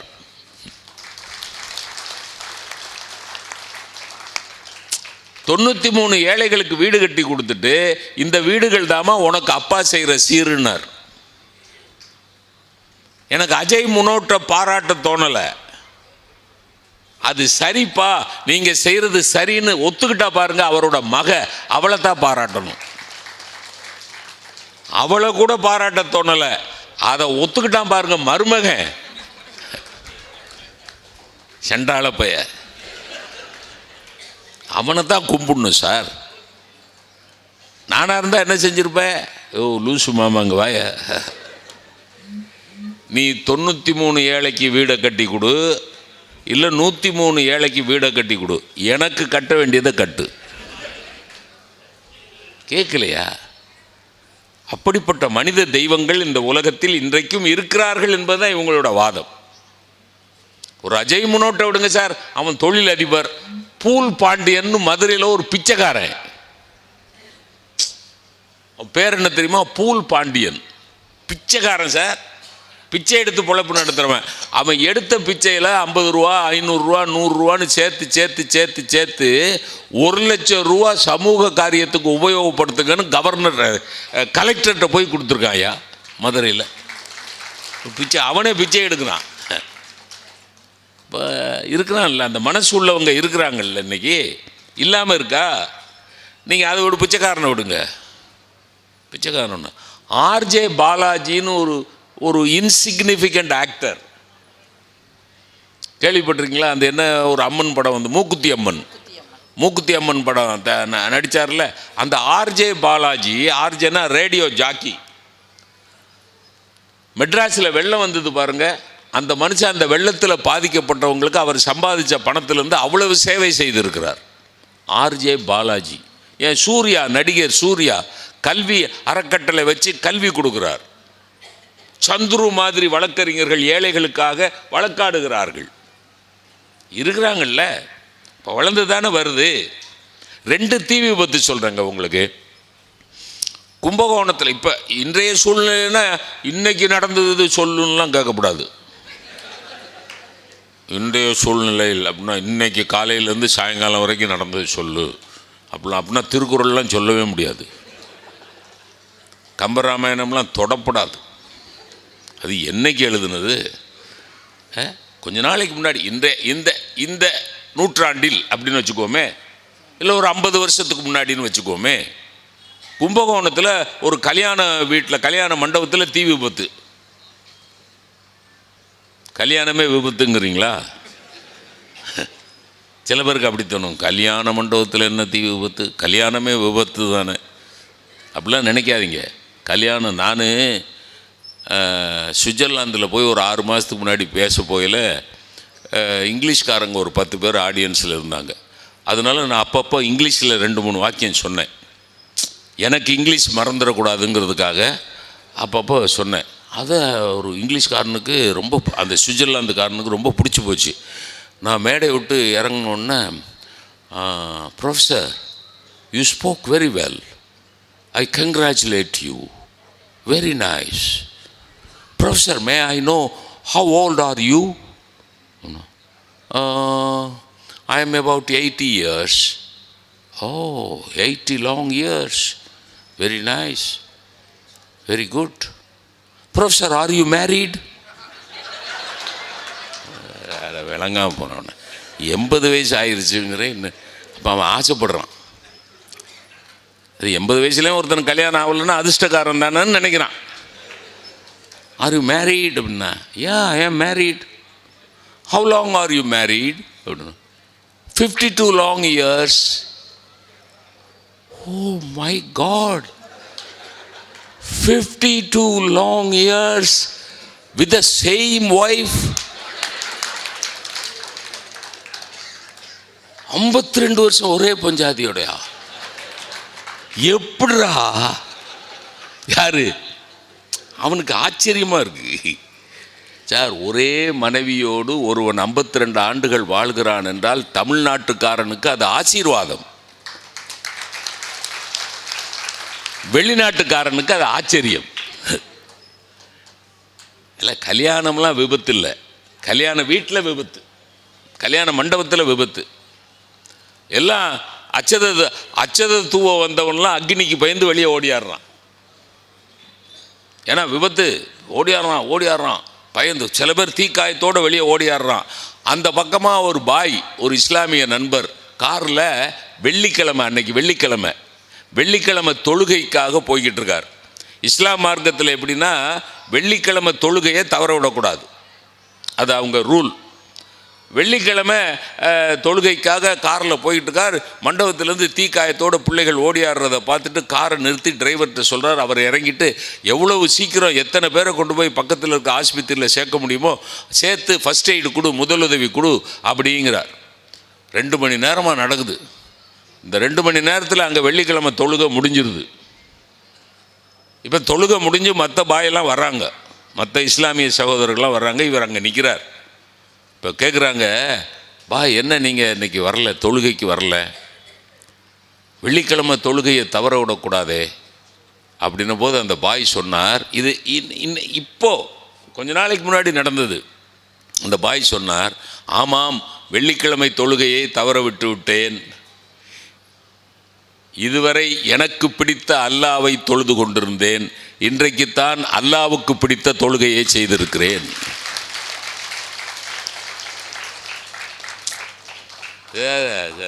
சமூகப்பற்று இல்லையா அது? அப்படி 10 பேர் 100 பேரை காட்ட முடியாதா? யோசிச்சு பாருங்க, காட்ட முடியாது.